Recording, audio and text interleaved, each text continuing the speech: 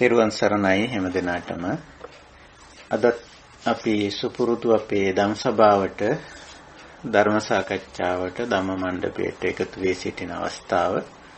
ඊටාම උතුම් කාර්යයකට අපි මේ එකතු වී සිටින්නේ. තථාගත බුදු පියාණන් වහන්සේ ලෝක සත්‍යය කෙරෙහි අප්‍රමාණ කරුණාවෙන් දේශනා කොට වදාළ උතුම් ශ්‍රී සද්ධර්මයේ තමයි අපි මේ විදිහට එකතු වෙලා සාකච්ඡා කරන්න, විමසා බලන්නේ, තේරුම් ගන්න, අවබෝධ කරගන්නේ.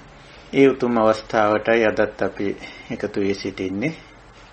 වෙනදා වගේම අන්තර්ජාලය ඔස්සේ Skype මාධ්‍යයෙන් මේ අවස්ථාවට එකතු වී සිටින පූජනීය ස්වාමීන් වහන්සේලා, මෙහෙණින් වහන්සේලා, කල්යාණ මිත්‍ර උපාසක උපාසිකා සියලු දෙනාම අපි ඊටාම ගෞරවයෙන් කල්යාණ මිත්‍රත්වයෙන් පිළිගනිමු. අද විවාහාර වර්ෂයෙන් 2022 වර්ෂයේ ජනවාරි මාසයේ 21 වෙනිදා ශ්‍රී ලංකාවේ කැලෙන්ඩරයෙන් ඒ වගේම සිකුරාදා දිනයක් වේලාව උදෑසන අපි 5:30ට මුණ ගැහිලා ඉන්නේ මේ ධම් සභාවට ශ්‍රී ලංකාවේ වේලාවෙන්. ඉතින් අපි ධම් සභාව ආරම්භ කරමු. මේ උතුම් ශ්‍රී සද්ධර්මය අවබෝධ කරගෙන තමන් වහන්සේ නිවිල සැනසීලා ලෝක සත්වයාටත් නිවීම සැනසීම පිණිස මහා කරුණාවෙන් මේ ධර්ම දේශනා කොට වදාළ තථාගත බුදු පියාණන් වහන්සේ බුද්ධ ගෞරවයෙන් සිහි කරගෙන নমස්කාර පාඨය තුන් වාරයක් කියලා සම්බුද්ධ වන්දනාවෙන් අපි ධම් සභාව ආරම්භ කරමු. නමෝ තස්ස භගවතු අරහතෝ සම්මා සම්බුද්දස්ස නමෝ තස්ස භගවතු අරහතෝ සම්මා සම්බුද්දස්ස නමෝ තස්ස භගවතු අරහතෝ සම්මා සම්බුද්දස්ස සාදු සාදු සාදු. තෙරුවන් සරණයි, අවසරයි කල්යාණ මිත්‍ර හැම දෙනාගෙන්ම. අපි දිගු කලක් තිස්සේ මේ ධම් සභාව අපි පවත්වාගෙන ලබනවා. විවිධ මාතෘකා ඉදිරියෙන් තියාගෙන සූත්‍ර දේශනා ඇසුරු කරගෙන අපි මේ ධම් සභාව පවත්වාගෙන ලබනවා. දැනට අපි ධර්ම සාකච්ඡා මාලාවේ මාතෘකාව හැටියට අපි තියාගෙන තියෙන්නේ යථා භූත ඥාන දර්ශන කියන මාතෘකාව. ඇති තතු දැකීම කියන මාතෘකාව අපි තියාගෙන තියෙන්නේ. ඒ යටතේ ඒ මාතෘකාවෙන් අපි පවත්වන 85 වෙනි ධර්ම සාකච්ඡාව අද පැවැත්වෙන්නේ. අද අපි අලුත් සූත්‍රයක් තෝරා ගන්න යෙදෙනවා. ඊට පෙර අපි යවකලාපී සූත්‍රය සාකච්ඡා කළේ. අද අපි මේ අපේ කල්යාණ මිත්‍රයන්ගේම යෝජනා තමයි අපි සූත්‍රවලට යොදාගෙන තියෙන්නේ. අපි බාහිර සූත්‍රය සාකච්ඡා කරන්න බලාපොරොත්තු වෙනවා. ඊට ප්‍රථම මේ මාතෘකාව යථා භූත ඥාන දර්ශන බුදුජාණන් වහන්සේගේ දේශනාවක්. යථා භූතං ඥාන දර්ශනං සුවිසුද්ධං අහෝසි කියලා තමන් වහන්සේ තුල සිද්ධ වුණු වෙනස නැත්නම් බුද්ධත්වයේ අර්ථකථනය කළේ උන්වහන්සේ එහෙමයි. අපි තනි වචනයක් පාවිච්චි කරනවා බුද්ධ කියලා. ඒ බුද්ධ කියන්නේ ඇයි කියලා එක එක්කෙනා අහලා තියෙන උන්වහන්සේගෙන්. ඒ බුද්ධත්වය කියලා කියන්නේ බුද්ධ කියන්නේ පුද්ගලයෙක් නෙවෙයි, ස්වභාවයක්. ප්‍රබෝධණයටපත් වුණු, පිබිදුණු, අවබෝධයටපත් වුණු ස්වභාවය බුද්ධ කියන්නේ.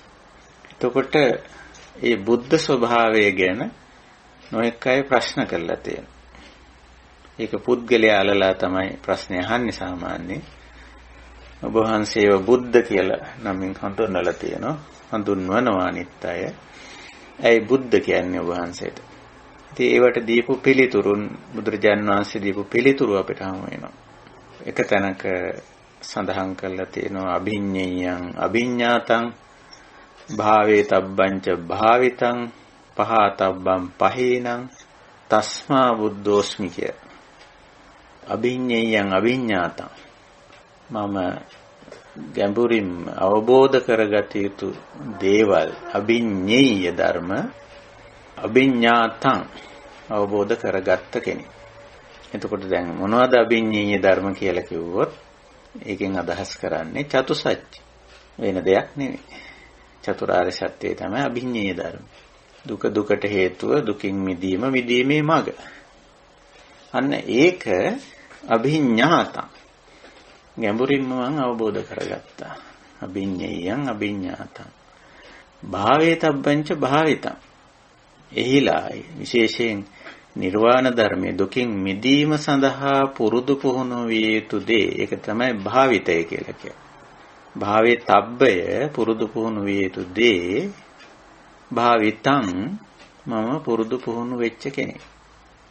එහෙම පුරුදු පුහුණු වෙලා පහතබ්බං පහේන බහැර කළ යුත්ත බහැර කළා. ඒ තමයි අර දෙවෙනි ආර්ය සත්‍ය දුක්ඛ සමුදය. එතනනේ පහතබ්බං tie දුකට හේතුව මම බහැර කරගෙන ඉන්නේ බහැර කළ කෙනෙක්. තස්මා බුද්ධෝස්මි ඒක නිසයි මම බුද්ධ වෙන්නේ. එතකොට දැන් පේනවා බුද්ධ කියන්නේ කවුද කියලා. බුද්ධ කියන්නේ ස්වභාවයක්. අභිඤ්ඤේයං අභිඤ්ඤාතං භාවේතබ්බංච භාවිතං පහතබ්බං පහේන තස්මා බුද්ධෝ. ඒකයි. ඒකට අපිත් මේ උත්සාහ කරන්නේ බුද්ධ වෙන්න තමයි. මේ ධර්මාබෝධය තුළ අපි ඇති කරගන්නේ බුද්ධ භාවය. ප්‍රබුද්ධ භාවය අවබෝධඥානය අපි ඇති කරගන්නේ. ඒ සඳහා දරන උත්සාහයක්. ඉතින් මේ මාතෘකාව අපි තියාගෙන තියෙන යථා භූතං ඥාන දස්සන ඇති තතු දැකීම කියලා. මේ බුද්ධ භාවය. බුදුරජාණන් වහන්සේ බුද්ධත්වයට පත් වෙලා ඔය ප්‍රකාශනය කරා. යථා භූතං ඥාන දස්සනං සවිසුද්ධං අහෝසි. ඒක වෙනකන් නේවතාවාහම් භික්කවේ සදේවකේ ලෝකේ සමාරකේ සබ්‍රාහ්මකේ සස්සමන බ්‍රාහ්මනියා පජාය සදේව මනුස්සායි අනුත්තරං සම්මා සම්බෝධි. ඒ තත්ත්වයටපත් වුණා කියලා මම කිව්වේ නැහැ. එතන සම්බෝධි කිව්වේ මේ අවබෝධය තමයි. යම් අවස්ථාවක මේ යථාභූත ඥාන දර්ශනය ලැබුවද අතහම් භික්කවේ එතනින් පස්සේ මම දෙවියන් බවුන් සහිත මනුස්ස ප්‍රජාව සහිත මේ ප්‍රජාව තුළ අනුත්තරං සම්මා සම්බෝධින් අபிසම්බුද්ධෝ ස්මීති පච්චඤ්ඤාසින්. ඔය ධම්මචක්ක දේශනාවේ ඇතුළත් උන්වහන්සේගේ ප්‍රකාශනයේ එතනින් පස්සේ මම නිර්භයවම බුද්ධ ප්‍රබුද්ධත්වයට පත් වුණ අවබෝධ ඥානෙ ලැබුවා කියන කාරණේ උන්වහන්සේ ප්‍රකාශ කරලා තියෙනවා. ඉතින් මේ යථා භූත ඥානය නැත්නම් යථාබෝධය ලැබීමට අදාළ දේ තමයි අපි මේ කතා බහ කරන්නේ සාකච්ඡා කරන්නේ. හොඳයි. ඔය විදිහට අපි මේ මාතෘකාවෙන් යථාභූත ඥාන දර්ශන කියන මාතෘකාවෙන් අපි මේ දේ කතා බහ කරමින් යන්නේ. හොඳයි. එතකොට මේ යථා ස්වභාවය අවබෝධ කර ගැනීමෙහිලා අපිට උපකාරී වෙන දේ වෙන කිසිවක් නෙවෙයි. ඉතින් බුද්ධ දේශනාව තමයි. ඒ අනුව අපි මේ සඳහා බුද්ධ දේශනා මාතෘකා කරගන්න. ඉතින් අපි විටින් විට ඒ සඳහා බුද්ධ දේශනා එකතු කරගෙන මේ බුද්ධ දේශනා සාකච්ඡා කරගෙන යනවා. මේ දේශනා පිළිබඳව මම හිතන්නේ 아무තෙන් කතා කළ යුතු වන්නේ නැහැ. හැම දිනාටම බුද්ධ දේශනා පිළිබඳ යම් අවබෝධයක් වැටහීමක් තිබෙනවා.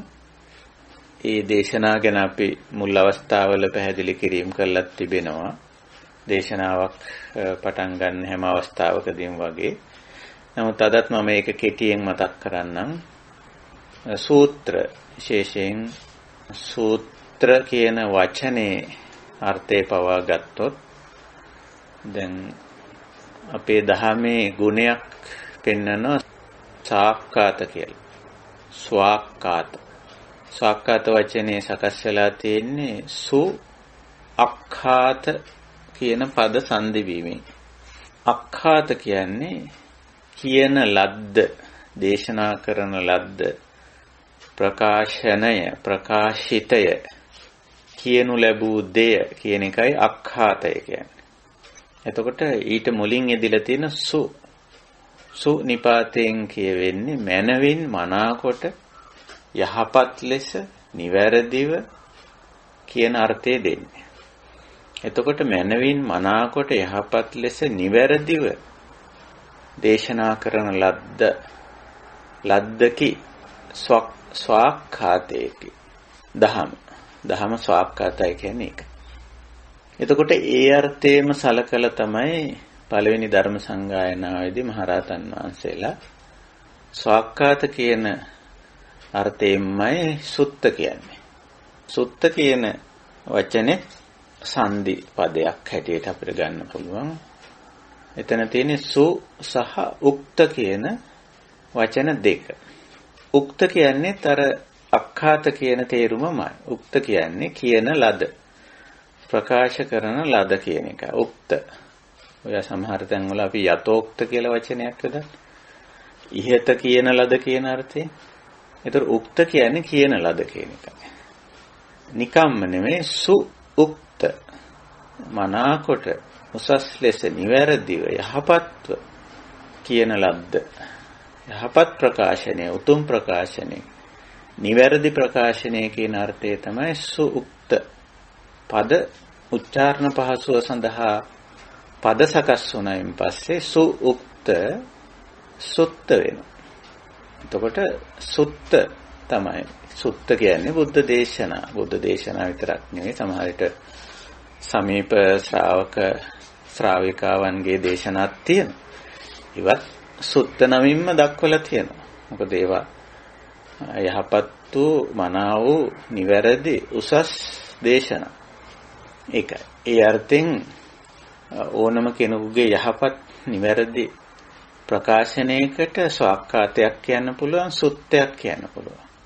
ඒ විදිහට. එතකොට ඉතින් ඒ සුඋක්තය මනා දේශනාවේ අන්තර්ගත යම්කිසි කරුණක් මූලික කරගෙන ඒ සූත්‍රයට නමක් තියෙනවා.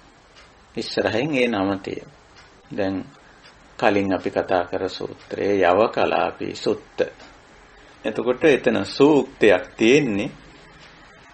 එහිදී නිදර්ශනය උපමාව හැටියට යවකරල් මිටියක් ගත්ත නිසා ඒ අදහසින් යවකලාපී සුත්ත කියලා කිව්වා. ඉතින් ওই විදිහටයි ওই සූත්‍රවල නම් සකස් වෙන්නේ. මේවා පළවෙනි ධර්ම සංගායනාවේදී මහරහතන් වහන්සේලා තමයි මේ පිළිවෙලට මේවා සකස් කරන්නේ. දිගු කාලයක් පවත්ව ගන්න පුළුවන් ආකාරයට ගද්‍ය විදියට, පද්‍ය විදියට දැන් සමහර සූත්‍රවල සමස්ත සූත්‍ර දේශනාව අගදි පද්‍යයක් හැටියට තියලා තියෙනවා. දැන් අපි මේක අද කතා කරන්න යන සූත්‍රයේ පද්‍ය දෙකක් විදිහට ඒ දේශනාව ඇතුළත් වෙලා තියෙනවා. සූත්‍ර ගැන ගොඩක් කලින් කතා කරන නිසා මම දීර්ඝ වශයෙන් ඒක කතා කරන්න බලාපොරොත්තු වෙන්නේ නැහැ. අපි බලමු මේ අද අපි සාකච්ඡාවට ගන්න සූත්‍රය කොහෙද තියෙන්නේ කියලා. මේ සූත්‍රය ඇතුළත් වෙන්නේ සූත්‍ර පිටකයටයි. අපි දන්න විනය සූත්‍ර අභිධර්ම කියලා මේ ත්‍රිපිටකයක් ව්‍යවහාර වෙනවා. එයින් සූත්‍ර පිටකයේ සංයුත්ත නිකායේ ඛණ්ඩ වර්ගයේ ඛණ්ඩ සංයුත්තේ මූලපණ්ණාසකේ භාර වර්ගයේ මුලට තියෙන සූත්‍රය භාර සූත්‍රය. අපිට මේ අපේ කල්යාණ මිත්‍රයෙක් යෝජනා කරලා ඉවර තියෙනවා මේ සූත්‍රය සාකච්ඡා කරමු කියලා. ඒ අනුව අපි මේ සූත්‍රය තෝරාගත්තා. තරමක් කෙටි සූත්‍රයක්. මේ සූත්‍රයට අදාළ ඇතැම් දේවල් අපි මීට පෙර සාකච්ඡා කරලා තියෙනවා. විශේෂයෙන් මේ සූත්‍රයේ මේ පංච උපාදානස්කන්ධ පිළිබඳ සාකච්ඡාවක් තියෙනවා. අපි පංච උපාදානස්කන්ධ පිළිබඳ දීර්ඝ සාකච්ඡාවක් කරලා තියෙනවා. සමහර විට ඔබට මතක ඇති අපි දේශනා කරලා තියෙනවා 11ක්. මහා පුන්නම සූත්‍රය මූලික කරගෙන. මේ දේශනා 11ෙම සාකච්ඡා වෙලා තියෙන්නේ මේ පංච උපාදානස්කන්ධ පිළිබඳ. පංචස්කන්ධ පංච උපාදානස්කන්ධ පිළිබඳ. ඒ දේශනා අපේ නිවෙන මගේ ඇතුළත් වෙලා තියෙනවා. මේ මාතෘකාවෙන්ම. අංක වශයෙන් කිව්වොත් 17 වෙනි දේශනාවේ ඉඳලා 28 වෙනි දේශනාව දක්වා මහා පුන්නම සූත්‍රය තමයි මාතෘකාව.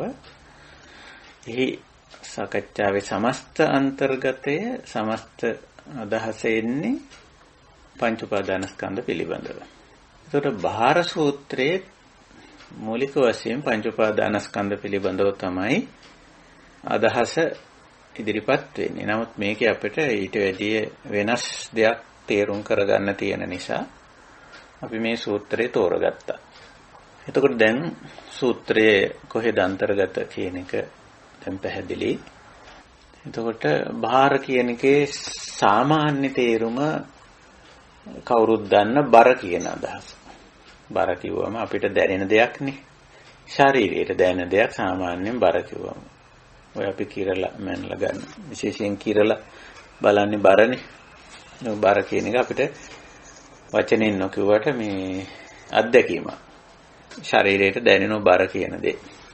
හැබැයි මෙතන ඊට වැඩිය ගැඹුරු අර්ථයකින් ධර්මාර්ථයකින් බාහිර කියන වචනේ අරන් තියෙන්නේ.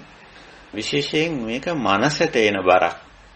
මානසික පීඩනය කියන අර්ථය අපිට ගන්න පුළුවන්. දැන් වර්තමානයේ තියෙනවා මිනිස්යන්ට මානසිකව ඇතිවෙච්ච පීඩාකාරී තත්ත්වයන් හරියට වර්තමානයේ විතරක් නෙවෙයි කවදත් ඒක තිබුණා. ඒක නිසා තමයි මේ මාතෘකාව බුදුරජාණන් වහන්සේ දේශනා කළා තියෙන්නේ. එතකොට මානසික පීඩනය. දැන් නූතන ලෝකේ මේ මනසට ඇතිලා තියෙන පීඩනය ගැන අවධානය යොමු කරලා තියෙනවා. මොකද මෑත කාලේ විද්‍යාවේ අර වැදගත්ම ක්ෂේත්‍රය ගැන අවදිවීමක් වුණා. බොහෝ කාලයක් භෞතික විද්‍යාව, රසායන විද්‍යාව, ජීව විද්‍යාව, දේශපාලන විද්‍යාව, සමාජ විද්‍යාව කතා කර හිටියා මිසක විද්‍යාවේ අත්‍යවශ්‍ය පැත්ත මානවයාට අල්ලගන්න බැරුව හිටියේ. ඒ තමයි මේ අධ්‍යාත්මික විද්‍යාව නැත්නම් මනෝ විද්‍යාව කියන්නේ. මනෝ විද්‍යාවත් පටන් ගත්ත විදිහ බටහිරින් පටන් ගත්ත විදිහ සෑහෙන ගැටලුකාරී. ඒකත් මේ අර භෞතිකයට මොක්කුවක් ගහගන්න, කාමයේ භුක්ති විඳීමේදී මොක්කුවක් ගහගන්නේ කොහොමද කියන දෘෂ්ටියෙන් තමයි බටහිර මනෝවිද්‍යාව පටන් ගත්තේ. ඒව ඉතින් කතා කරන්න ගියොත් ඒ බටහිර මනෝවිද්‍යාවේ ප්‍රකට පුද්ගලයෝ ඒගොල්ලන්ගේ මනෝවිද්‍යාත්මක එළඹුම් වගේ දේවල් අපිට දීර්ඝ වශයෙන් කතා කරන්න පුළුවන්. හැබැයි ඒ බටහිර මනෝවිද්‍යාව පටන් ගත්තේ මනස සංසුන් කරන්න, මනස සිත පිරිසිදු කරන්න, දැක්ම ගැඹුරු කරන්න වගේ පැති කඩවලින් නෙමෙයි පටන් ගත්තේ. ඒගොල්ලන්ට තිබුණු ගැටලුව පංචකාමයේ භුක්ති විඳ ගනිද්දී ඒ පිළිබඳව ඇති වෙන මානසික පීඩා, ජීවිතයේ යම් දේවල් අහිමි වෙද්දී ඇති වෙන පීඩා, ওই වගේ දේවල් වලට කොහොමද මේ පොඩි සහනයක් ලබා ගන්නෙ කියලා ඒ වගේ අර්ථයකින් තමයි මේ මනෝවිද්‍යාව පටන් ගත්තේ. අදත් බටහිර මානසික විද්‍යාවේ එක ක්ෂේත්‍රයක් තමයි කවුන්සලින් කියන එක. උපදේශනය කියන එක. උපදේශනයේ බටහිර මනෝවිද්‍යාවේ උපදේශනයේ තියෙන්නේ ඒ වගේ නිතාවකාලිකව පැලස්තරයක් දාගන්න වැඩපිළිවෙලක් තියෙනවා. ඒ මොකද අර මේ බාහිරය නිසා. බාහිර කියන්නේ එතකොට මනසට ඇති කරන පීඩාව. ඕක දැන් මානසික ආතතිය, මානසික වෙහෙස, සරල මානසික විකෘතිතා, සංකීර්ණ මානසික විකෘතිතා ආදී වශයෙන් ඕක බෙදලා දක්වලා තියෙනවා. වට ඉංග්‍රීසි වචනක් තියෙනවා. Stress, depression, disorder, simple mental disorder ආදී වශයෙන් ඔහොම කේක විදිහේ නම් වචන පාවිච්චි කරලා තියෙනවා. බටහිර මනෝවිද්‍යා ශාස්ත්‍රයේ. ඉතින් ඔය මානසයට ඇති කරන වෙහෙස, පීඩනය, තෙරපුම ඒක ටිකක් පුළුල් අර්ථයෙන් ගියාම තමයි දුක්ඛ කියන්නේ. ගැඹුරු අර්ථයෙන් ගියාම ටිකක් සරල අර්ථයෙන් අපි ගන්නෙ මානසික වෙහෙස, මානසික පීඩනය කියලා. එතකොට බාහිර කියන වචනයෙන් ඉස්මතු කරලා පෙන්වන්නේ බුදුරජාණන් වහන්සේ මෙන්න මේ කාරණා. හොඳයි අපි සූත්‍රයට යමු වෙලා බලමු අපිට මේ සූත්‍රයෙන් මොකද්ද ඉස්මතු කරගන්න පුළුවන් කාරණේ කියලා. සූත්‍රය අපි දන්නවා මහරහතන් වහන්සේලා සූත්‍ර සකස් කරද්දී මූලික ආකෘතිය, සූත්‍ර ආකෘතියේ තියෙන මූලික ලක්ෂණ 4ක්. නිදාන උද්දේශ විභංග ඕවාද කියලා. එතකොට මේ සූත්‍රයේ නිදානයේ සාවත්‍යයන් කියලා බොහොම කෙටියෙන් දක්වලා තියෙනවා. සාවත්‍යයන්. එතකොට සාවත්‍යයන් කිව්වම ඉතින් අපි දන්නවා සවැත් නුවර දෙව්රම් වෙහෙරදී බුදුරජාණන් වහන්සේ තමන්ගේ ශ්‍රාවකයන් නමතලා කර දේශනාවක් කියලා. ඒ ටික දැන් අපි දාන්න. එතනින් පස්සේ ඔන්න උද්දේශය තියෙනවා. භාරංච වෝ බික්කවේ දේසිස්සාමි භාර හාරංච භාරාදානංච භාර නික්කේපනංච තංසුනාත. එතනත් අර කෙටි කරලා තියෙනවා. තංසුනාත සාදුකං මනසිකරෝත බාසිස්සාමීති ඒවම් බන්තේති කෝතේ බික්ඛෝ භගවතෝ පච්චස්සෝසුම් භගවා ඒතදෝච. ඒතදෝච කියන වචනේ විතරයි පෙන්නලා තියෙන්නේ. අර අපි දන්නෝ සංයුත්ත නිකායට එනකොට සූත්‍ර කෙටි කරනවා. කෙටි කරන්නේ ඒකේ අන්තර්ගතයේ අතහැර දැමීමක් නෙවෙයි, පෙර කියලා තියෙන නිසා ඒක කෙටි කරනවා. එතකොට තංසුනාත කියන තැන ඉඳලා ඉතිරි ටික අපි පෙර සූත්‍රවල දන්න නිසා තංසුනාත සාදුකම් මනසිකරෝත බාසිස්සාමීති. තංසුනාත මේ මං කියන දේ, මේ කියන ධර්ම කාරණේ හොඳින් අහන්න. සාවධානව අහන්න. සාදුකම් මනසිකරෝත හොඳින් යෝනිසෝ මනසිකාර කරන්න. ඒක අහගෙන විතරක් මදි. ඒ අවස්ථාවලදී නුවණින් මෙනෙහි කරන්නේ ධර්ම කාරණේ. සාදුකම් මනසිකරෝත කියන්නේ යෝනිසෝ මනසිකරෝත කියන එකම තමයි. බාසිස්සාමි මම දැන් ඒක පැහැදිලි කරලා දෙන්නම්. ඊළඟට බාසිස්සාමීති ඒවම් බන්තේති කෝතේ බික්ඛෝ භගවතෝ පච්චස්සෝසුං භගවා ඒතදෝච. එතකොට එතන හිටි ශ්‍රාවකයොත් එහෙමයි ස්වාමීනි කියලා එකඟතාවයේ පළ කරා භගවා ඒතදෝච භාගතුන් වහන්සේ මේ කාරණේ වදාලා දේශනා කළා. ඔහොමයි සූත්‍රයේ කෙටි උද්දේශය. එතකොට මෙතන කරුණු වශයෙන් හතරක් පෙන්වන්න පුළුවන්. භාර, භාරහාර, භාරාදාන, භාර නික්කේපන. ওই හතර තමයි අපිට තේරුම් කරගන්න තියෙන්නේ. එතකොට හැබැයි බුදුරජාණන් වහන්සේ මේ හතර විභංග කරනවා. විස්තර කරනවා. එතන ඉඳලා තියෙන්නේ විභංගය. කෙටි විභංගයක් තියෙන්නේ. කතමෝච කතමෝච කතමංච කතමංච කියලා ඔය හතර විස්තර කරනවා. මොකද්ද? භාරයයි, භාරහාරයයි, භාරාදානයයි, භාර නික්කේපනයයි. එතකොට අපි බලමු බුදුරජාණන් වහන්සේම මේ කාරණා පැහැදිලි කරලා තියෙන ආකාරය. පළවෙනියට පැහැදිලි කරනු කතමෝච බික්කවේ භාරෝ. මොකද්ද බර කියන්නේ? ශ්‍රාවකයන්. කුමක්ද බර කියන්නේ? දැන් ඒක පැහැදිලි කරනවා. පංච උපාදානස්කන්ධා තිස්ස වචනීයං. වචනීයං කියලා කියන්නේ අපි මේ වචනේ පාවිච්චි කරන්නේ. වචනේ පාවිච්චි කරනවා කියන එකයි වචනීයං කියන්නේ පාලි භාෂාවේ. වචන කියන වචනේ පාලි වචනේ අපි පාවිච්චි කරන්නේ සිංහලෙනුත් ඒකම. අපි කියන්නේ වචන කියලානේ සිංහලෙනුත්. සිංහලේ අපි භාවිතා කරන හුඟක් වචන පාලි වචන. එතකොට වචන කියන්නේ වචනේ වර්ඩ් එක. එතකොට භාරෝ කියන වචනෙන් අදහස් කරන්නේ පංච උපාදානස්කන්ධා ති අස්ස වචනීය. පංච උපාදානස්කන්ධයටයි භාර කියන්නේ. එතකොට දැන් මෙතෙන්දී ඔන්න ඉතින්දලේ පහ දක්වලා තියෙනවා. කතමයි පංච පහ මොකද්ද? රූප උපාදානස්කන්ධෝ, වේදනෝපාදානස්කන්ධෝ, සංඤ්ඤෝපාදානස්කන්ධෝ, සංඛාරෝපාදානස්කන්ධෝ, විඥානෝපාදානස්කන්ධෝ, අයං උච්චති බික්කවේ භාරෝ. නිස්කන්ධ පංචකයේ පංච උපාදානස්කන්ධය පැහැදිලි කරලා කියන මේක තමයි භාරය. එතකොට මෙතන පංච උපාදානස්කන්ධ පංචස්කන්ධ ගැන අපි ගොඩක් කතා කරන්න අවශ්‍ය නැහැ. ඒවා අපි අර මම කලින් කිව්ව දේශනාවලදී අපි හුඟක් කතා බහ වෙලා තියෙන නිසා අපි මෙතන මේ භාර කියන වචනය තමයි මෙතෙන්දී හුඟක් සැලකිල්ලට ගන්න ඕන, අවධාරණයට ගන්න ඕන කාරණා. මේ බර, මේ පීඩනය, මේ තෙරපුම කියන එක. එතකොට මේ මනසට තෙරපුම ඇති කරන්නේ, පීඩාව ඇති කරන්නේ බර එන්නේ කොහොමද? ඒ බර එන්නේ උපාදාන නිසා. පංචස්කන්ධය බාරයක් හැටියට සලකන්නේ නැහැ කොයි වෙලාවකවත්. පංච උපාදානස්කන්ධය තමයි බාරයක් හැටියට සලකන්නේ. එතකොට අපි අර මහා පුන්නම සූත්‍රය ඔබට මතක ඇති. මම කිව්වේ දීර්ඝ සාකච්ඡාවක් අපි කළා කියලා. එතෙන්දී පංච උපාදානස්කන්ධ කියන වචනේ උපාදාන කියන වචනය දෙපළකදී දෙඅර්ථයකින් යෙදෙනවා. එකක් තමයි පංච උපාදානස්කන්ධ කියලා තනි වචනයක් යොදනකොට ඒකෙන් අදහස් කරන්නේ ස්කන්ධ පංචකය එකට ගොනු වෙලා තියෙනවා කියන එක. එතන උපාදාන කියන්නේ. එකිනෙකට ගොනු වෙලා තියෙනවා.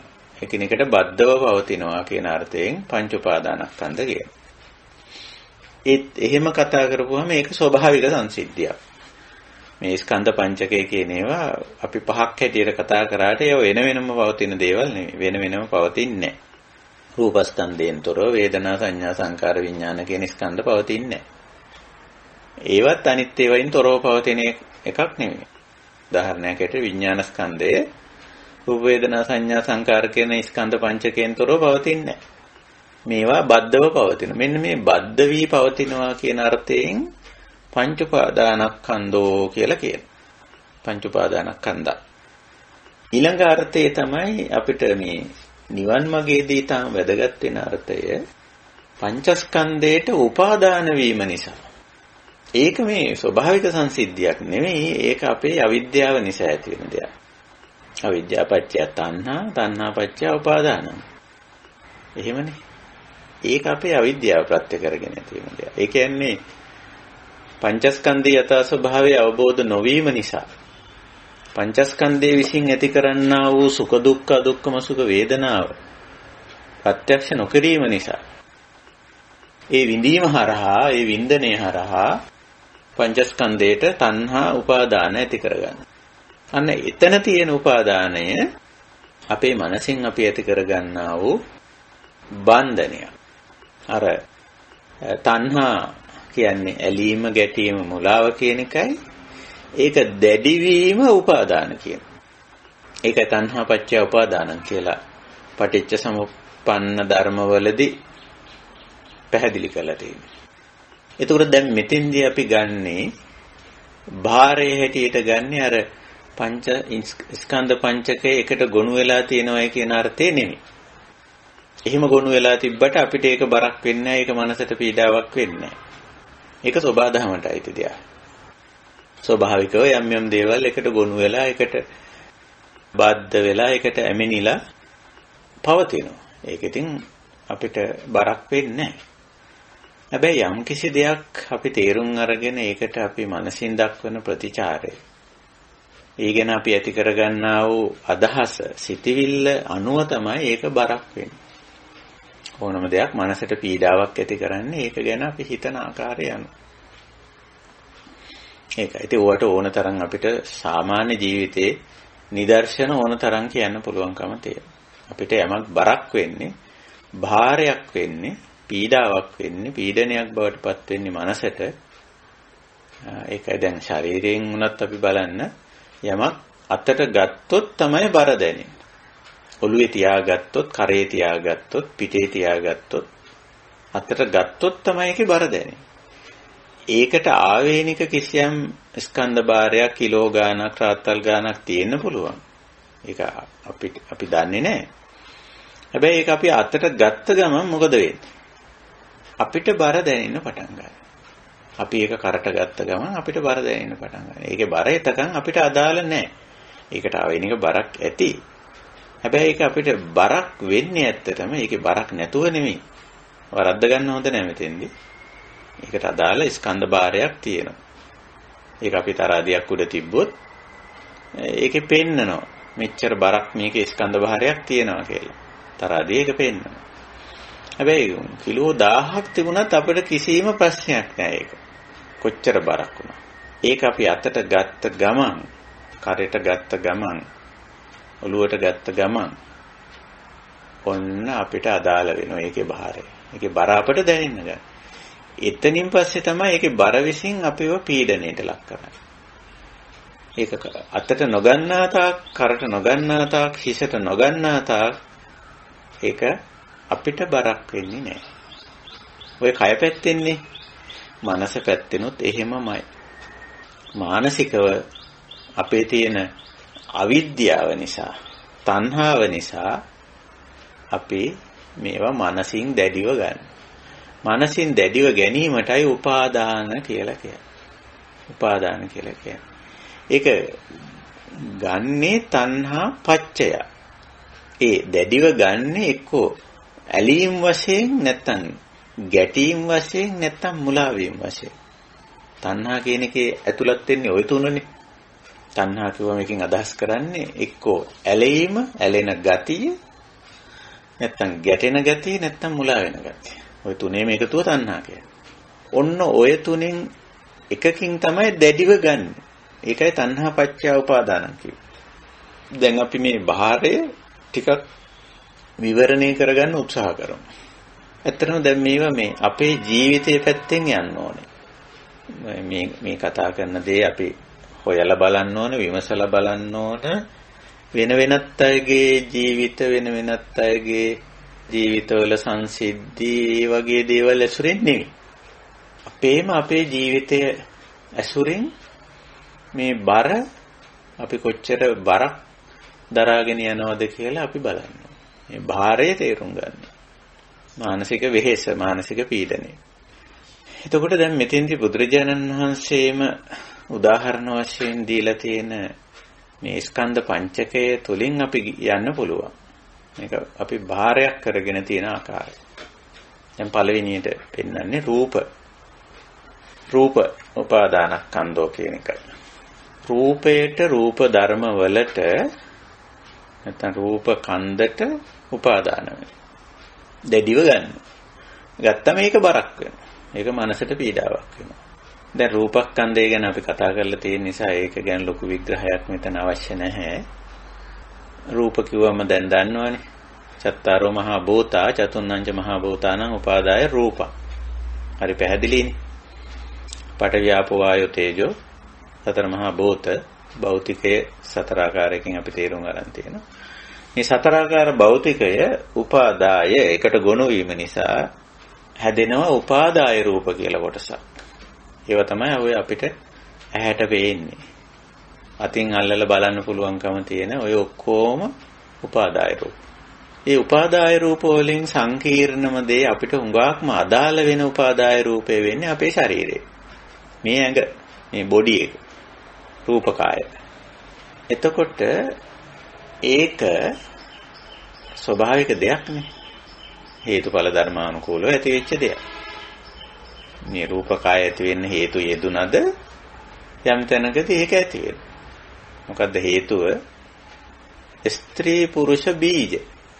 ස්ත්‍රී පුරුෂ බීජ මාතු කුච්චයේදී හමුණු මාතු කුච්චය කියලා අපි කියන්නේ පාලි වචනේ, මව්කුස කියලා අපි සිංහලෙන් ඕක ඒ වචනේ සිංහලට බිඳගෙන තියෙන මාතු කුච්චයේදී මුණ ගැහුනොත් ස්ත්‍රී පුරුෂ බීජ. දැන් ස්ත්‍රී පුරුෂ බීජ කියන්නේ භෞතික දේවල්. එතකොට අපි මේ බාහිර සූත්‍රයේ සාකච්ඡා කරමින් ඉන්නේ. එතකොට මේ මොන දේවල් ඇසුරු කරගෙනද අපිට මේ බර නැත්තම් මානසික පීඩනයේ ඇති වෙන්නේ කියලා බුදුරජාණන් වහන්සේ අපිට නිදර්ශන හැටියට පෙන්වන්නේ මේ ස්කන්ධ පංචකය. එතකොට එයින් පළවෙනි එක මේ රූපස්කන්ධය කියලා අපි කියන එකට. එතකොට දැන් ඒක අපිට පැහැදිලි. රූප කියන්නේ චත්තාරෝ මහා භූතා සතර මහා භූත. ඒවා එකට ගුණ වීමෙන්, එකට එක්රැස් වීමෙන්, බද්ධ වීමෙන් ඇති වෙන රූප ගොන්න උපාදාය රූපය කියලා කියනවා. ඒ උපාදාය රූප වලින් අපිට අදාළ වෙන වැදගත්ම උපාදාය රූපේ හැටියට සැලකෙන්නේ අපේ මේ රූප කාය. ශරීරය, ඇඟ, බොඩි කියලා අපි කියන්නේ. එතකොට මේ ශරීරය සබාධමේ නිර්මාණයක් අපි කියන්නේ හේතුඵල ධර්මතාවය. ශරීරයක් සකස් වෙන්න, රූපකායක් සකස් වෙන්න අවශ්‍ය හේතු යෙදෙනවා. ඒ අනුව මේ රූපකායක් ඇති වෙනවා. ඉතින් පටිච්ච සමුප්පන්න විදියට හේතුඵල ධර්මතාවයේ අනුව බැලුවොත් මේ රූපකාය ඇති වෙලා තියෙන්නේ ස්ත්‍රී පුරුෂ බීජ මාතු කුච්චයේදී එකතු වීම නිසා.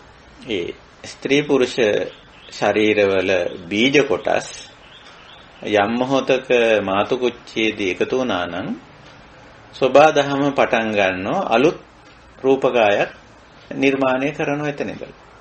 එහෙමයි. ඉතින් කවුරුත් දන්නවා ওই රූපකායක් හැදෙන විදිහ.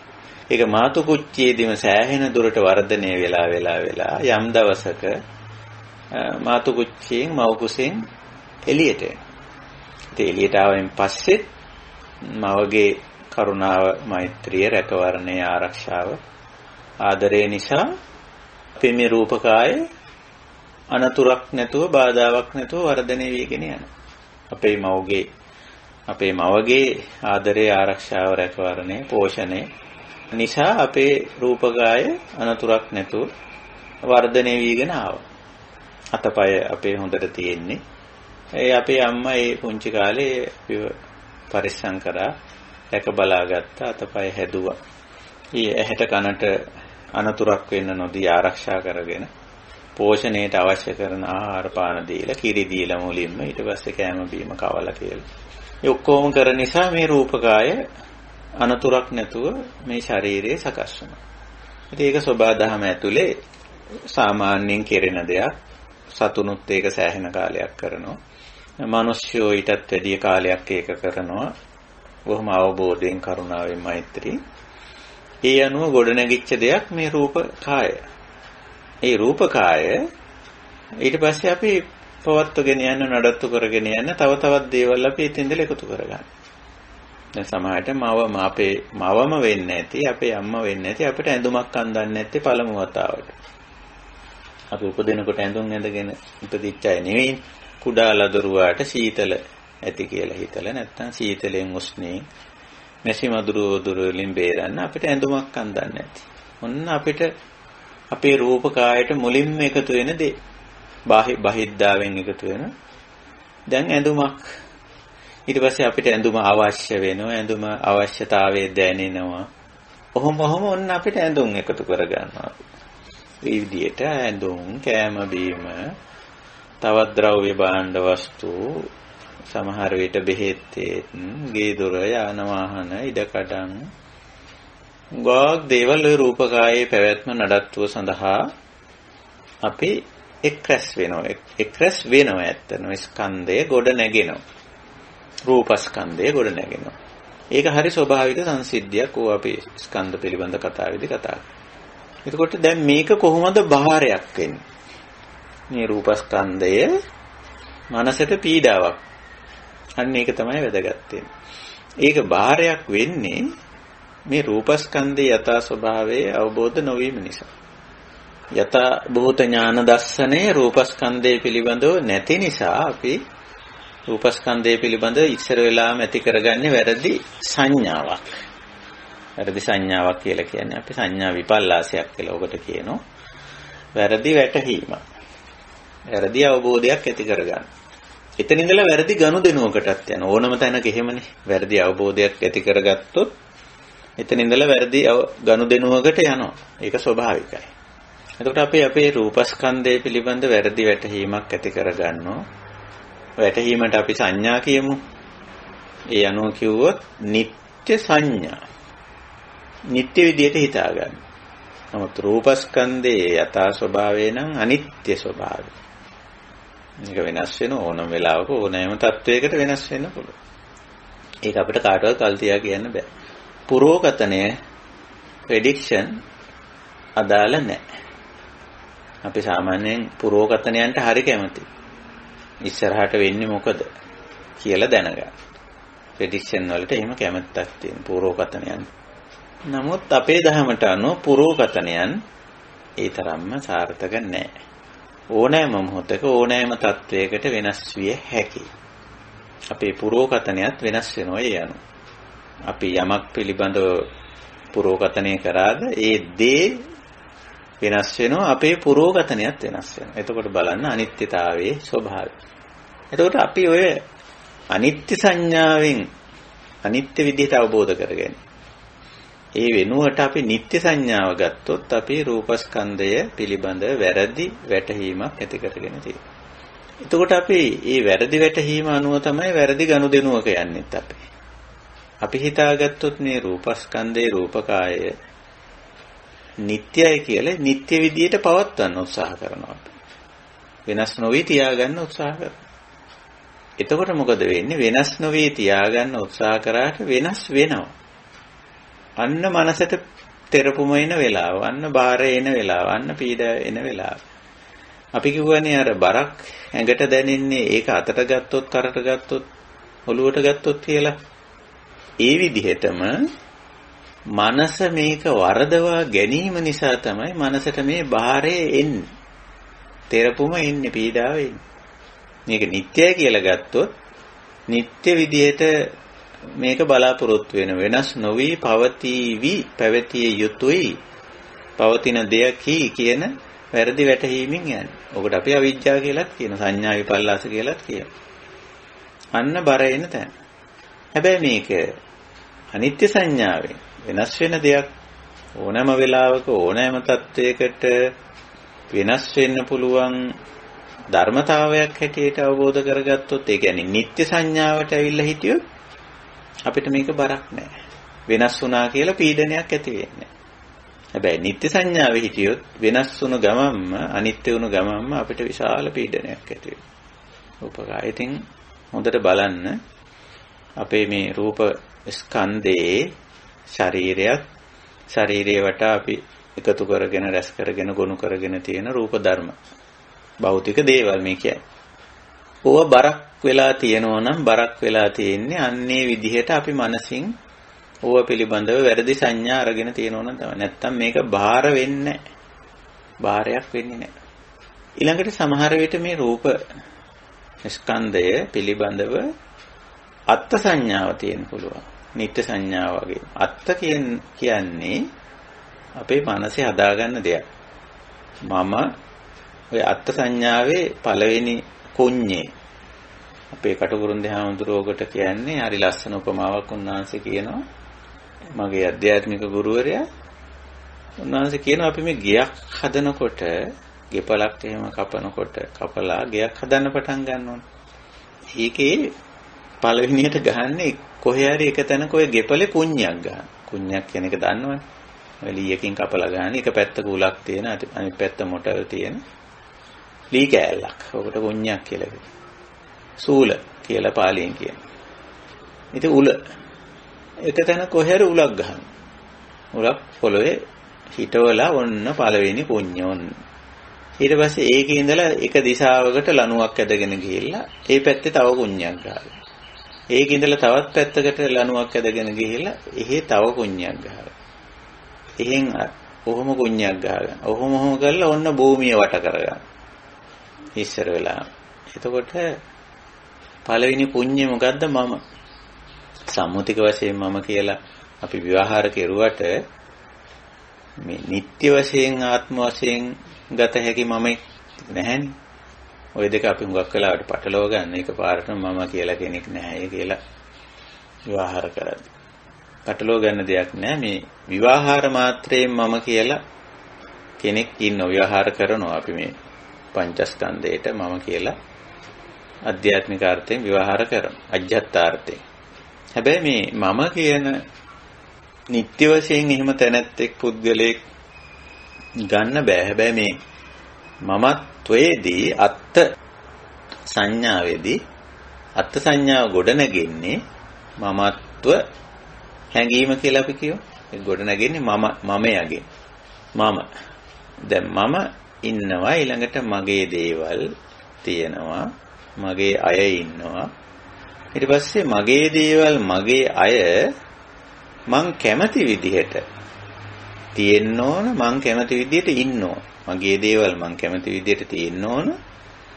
මගේ අය මං කැමති විදිහට ඉන්න ඕන. ඔන්න දැන් මමත්වේ අර වටේට කුඤ්ඤ ගහගෙන යනවා වගේ වැඩක් මේ වෙන්නේ. ඊට පස්සේ මගේ දේවල් මගේ අය මං කැමති විදිහට මං කැමති තාක් කාලයක් මං කැමති ආකාරයට පවතින්න ඕන. ඔන්න අත්ත් සංඥා. දැන් මගේ දේවල් වලින් එකක් තමයි මේ රූපකාය. දැන් රූපස්කන්ධය කියලාම අපි ගමු. ඕක මගේ දෙයක්. මගේ දෙයක්. ඊට පස්සේ මං කැමති විදිහට මට ඕනේ විදිහට මං කැමති තාක් කාලයක් මං කැමති ආකාරයට පවත්ව ගන්න ඕන පවත්වගත හැකිය කියලා හිතුවනම් එහෙම තේරුම් ගත්තනම් අන්න ඒකට කියනවා අත්ථ සංඥා. අත්ථ සංඥා. ඒකේ ඉන්නේ අවිද්‍යාව නිසා. යම් තැනකදී රූපේ යථා ස්වභාවය තේරුම් ගත්තද අර අත්ථ සංඥාව අයින් වෙලා අනත්ත් සංඥාව එනවා.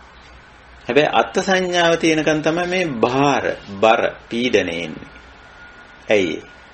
මොන දැන් මේ රූපකාය මගේ මං කැමති විදිහට මට ඕන විදිහට මං කැමති තාක් කාලයක් කැමති ආකාරයට ආකාර වලින් මේ රූපකාය මේ රූපස්කන්ධය මම පවත්වා ගත යුතුය. ඔය අදහසේ ඉඳන් රූපස්කන්ධේ රූපකාය වොම් පවත්වන්න පටන් ගන්නවා. පවත්වනකොට මොකද අත්දැකීම හැටියට ලැබෙන්නේ? ඒකේ අනිත් පැත්ත. මගේ කිව්වට මේක මට ඕන විදිහට හසුරවන්න බැරුව යනවා. පවත්වන්න බැරුව යනවා. මං කැමති ආකාර වලින් පවත්ව ගන්න බැරුව යනවා. එතකොට මොකද වෙන්නේ? අන්න මානසික පීඩනේ එන වෙලාව. අන්න තෙරපුම එන වෙලාව. අන්න බාරය එන වෙලාව. බර වැටෙන වෙලාව. ඇයි ඒක මේ රූපස්කන්ධයේ වැරද්දක් නෙවෙයිනේ. අපි රූපස්කන්ධය පිළිබඳ ඇති කරගත් අකුසල සංඥා. වැරදි තේරුම් ගැනීම. ඒක නිසා ඇතිවෙච්ච තත්ත්වයක්. ඔන්න ඔය විදිහට නිත්‍ය සංඥාවට ගියොත්, අත්ථ සංඥාවට ගියොත් ඊළඟට අපි මේකේ සුඛ සංඥාව ඇති කරගන්න. සමහර වෙලාවට මේ රූපකායෙන් යම්කිසි පහසුවක් දැනෙන කැත්ත. අපේ ශරීරයෙන් යම් පහසුවක් අපිට දැනෙනවා. මේක හොඳට ක්‍රියාකාරී වෙනවා. ක්‍රියාත්මක වෙනවා. ඉතින් මේ වගේ අවස්ථාවක අපි මේක හොඳට ක්‍රියාකාරී කරලා අපි වැඩපල කරගන්නවා. නිරෝගීව ඉන්නකොට ඒ වගේම නව යෞවන වයසේ මැදිවි ගත කරනකොට රූප කායෙන් ශරීරයෙන් යම් කිසි ආකාරයක අපිට දැනෙන්න පටන් ගන්න මේ ස්වභාවය. ඒකයි. ඉතින් එතකොට මේකේ එක්තරා ප්‍රමාණයකට සුවයක් සුඛයක් දැනෙනවා. නැතුව නෙමෙයි. එහෙම එකක් තියෙනවා. හැබැයි සුඛයයි සුඛ සංඥාවයි කියන්නේ මොකද්ද? ඒක දෙකක්. මේ ශරීරයේ දැනෙන සුවය එක්තරා විදිහක අර කලින් කියපු දෙකෙන් ගන්න පටන් ගන්නවා. කලින් කිව්වේ මොකද්ද? නිත්‍ය අත්ත. මේ දැනෙන යම් වෙලාවක ශරීරයේ දැනෙන සුඛය නිත්‍ය සංඥාවෙන් ගන්න. මේ ශරීරයේ අපිට මට දැනෙන මේ පහසුව මට දැනෙන මේ සුවය දිගටම තියාගන්න පුළුවන්. වෙනස්ම වී තියාගන්න පුළුවන්. එනතම මේ සුවය මට ඕන විදිහට මං කැමති විදිහට පවත්වා ගන්න පුළුවන්. මේ සුව පහසුව කයේ දැනෙන. ඊළඟට කය තුලින් අපි ලබන වින්දනය. එහෙම එකක් තියෙනවනේ. ශරීරය තුලින් අපි වින්දනයක් ලබනවා. ශරීරයේ මාධ්‍ය කරගෙන. කාය සම්පස්සජා වේදනා. එහෙම එකක් තියෙනවනේ. ඒවා නිත්‍ය සංඥාවෙන් අත්ථ සංඥාවෙන් ගන්න. අරගෙන තියෙන එක්කෙනාට මොකද වෙන්නේ? අර සුඛය වෙනස් වෙනවා. දුක්ඛය එනවා. ඒක සබාදාමට අයිති දෙයක් නේ. ස්වභාවික සංසිද්ධිය. අන්න සුඛ සංඥාවෙන් ඉදපු එක්කෙනාට දුක්ඛය එනකොට මානසික පීඩනයක්. අනේ මේ මොකද වෙන්නේ? මට තිබුණු සුවය, සනීපය නැති වෙලා ගියා. ඒ සනීපේ නැති වෙලා ගියා.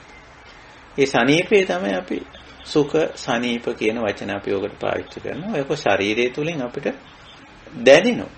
ඒකට අපිට ඒක විඳින්න පුළුවන්. ඒකට සමහර වෙලාවට අපි කියන්නේ සුවය කියන සනීපේ කියන නේ.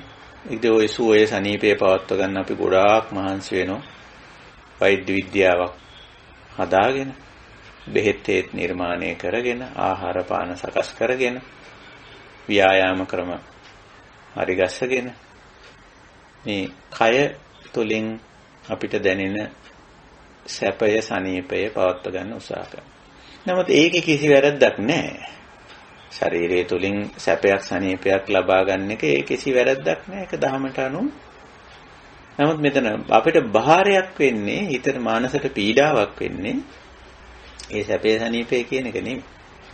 මානසට පීඩාවක් වෙන්නේ අර ශරීරය තුලින් ඇති කරන සුවය සනීපේ නිට්ටය විදිහට ගත්තොත් ආත්ම විදිහට ගත්තොත් අවිපරිණාමී දෙයක් හැටියට ගත්තොත් අවිපරිණාමී කියන්නේ මේක ක්‍රමයෙන් මේක වෙනස් වීගෙන යන ස්වභාවය. එහෙම නොවන දෙයක් හැටියට විශේෂයෙන් ඒක එන්න වැඩි විය යුතුයි කියන අදහසින් සැපේ එන්න වැඩි වෙනවා. වැඩි වෙන්න ඕන කියලානේ අපි නිතරම හිතාගෙන ඉන්නේ. සැපේ නම් එන්න වැඩි වෙන්න ඕන, දුක නම් එන්න අඩු වෙන්න ඕන. ඕවට කියන්නේ නිත්‍ය සංඥා කියලා. දැන් සැපේ ගැන තියෙන්නේ නිත්‍ය සංඥා. මොකද්ද? එන්න වැඩි වෙන්න ඕන. දුක එන්න අඩු වෙන්න ඕන. නමුත් යථා ස්වභාවය ඒක නෙමෙයි. සැපය අඩු වෙන්නත් පුළුවන්. වැඩි වෙන්නත් පුළුවන්. දුක දුෂ්කරතාවයේ එන්න වැඩි වෙන්නත් පුළුවන්, අඩු වෙන්නත් පුළුවන්. ඒකයි.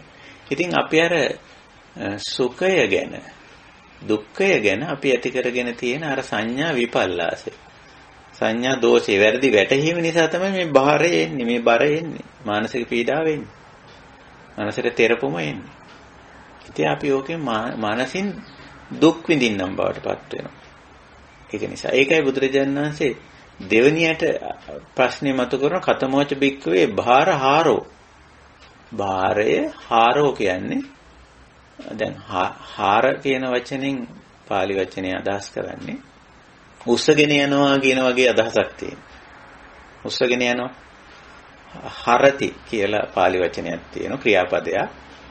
හරති කියන්නේ උස්සගෙන යනවා. රැගෙන යනවා. අරන් යනවා කියලා අපි කියන්නේ. එතකොට ඒ ක්‍රියාපදයෙන් හැදෙන ක්‍රියා නාමය තමයි හාරෝ කියන්නේ.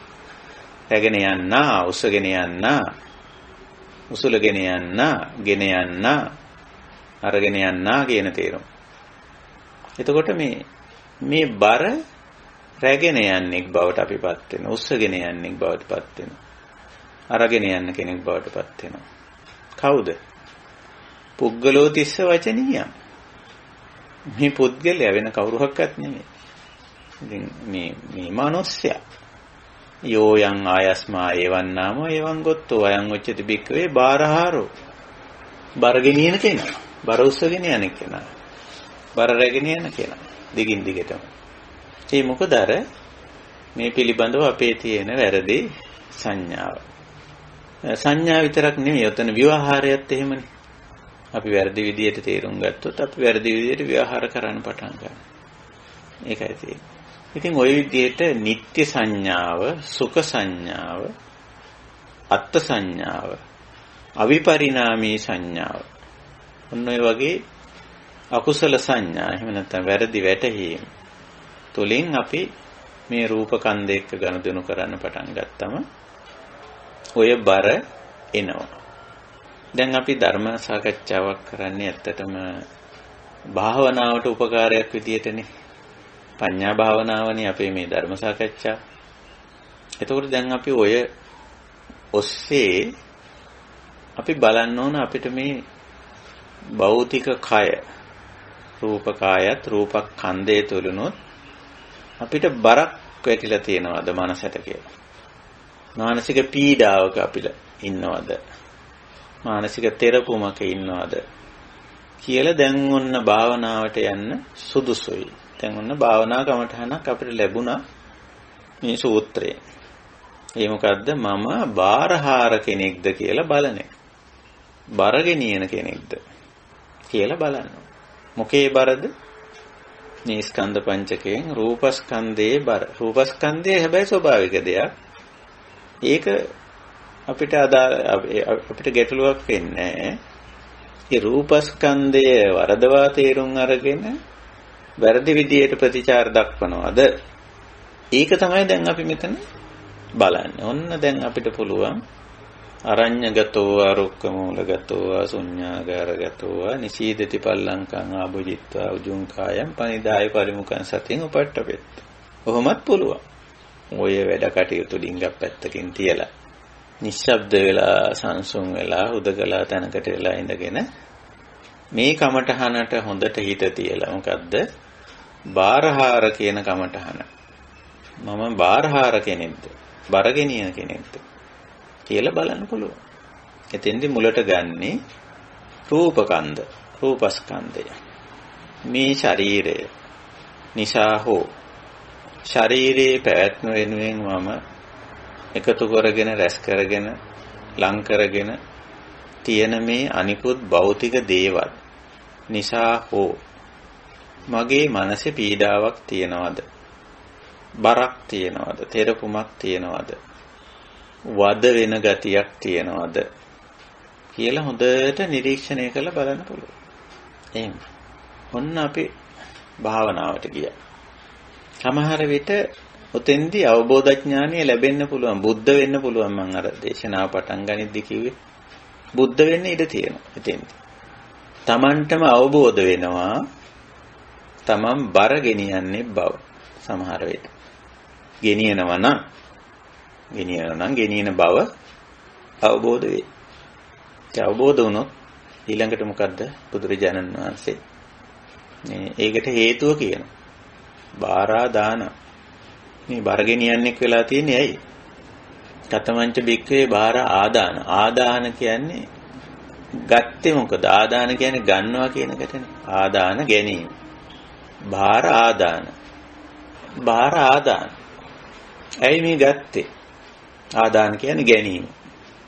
යායන් තණ්හා පොනෝ භවික නන්දි රාග සාගතා తත්‍ර తත්‍රා බිනන්දිනී සෙය්‍යති ඉදං කාම තණ්හා භව තණ්හා විභව තණ්හා ඉදං උච්චති බික්කවේ බාරාදාන. මේක තමයි බර ගන්නවා කියලා කියන්නේ. බර උස්ස ගන්නවා. බර ඔලුවට ගන්නවා. බර හිතට දැන් මේ ඔලුවට ගන්නව නෙවෙයි, කරට ගන්නව නෙවෙයි, අතට ගන්නව නෙවෙයි, හිතට ගන්න. නේ? තණ්හා අන්න අපි කියවනේ උපාදානයට කලින් ඉන්නේ මොකද්ද කියලා? ඇලෙන, ගැටෙන, මුලා වෙන ස්වභාවය.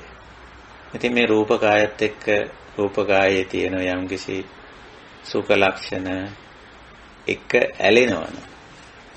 එහි තියෙන නයිසાર્ගික ස්වභාවික දුක්ඛ ලක්ෂණේ සමග ගැටෙනවන.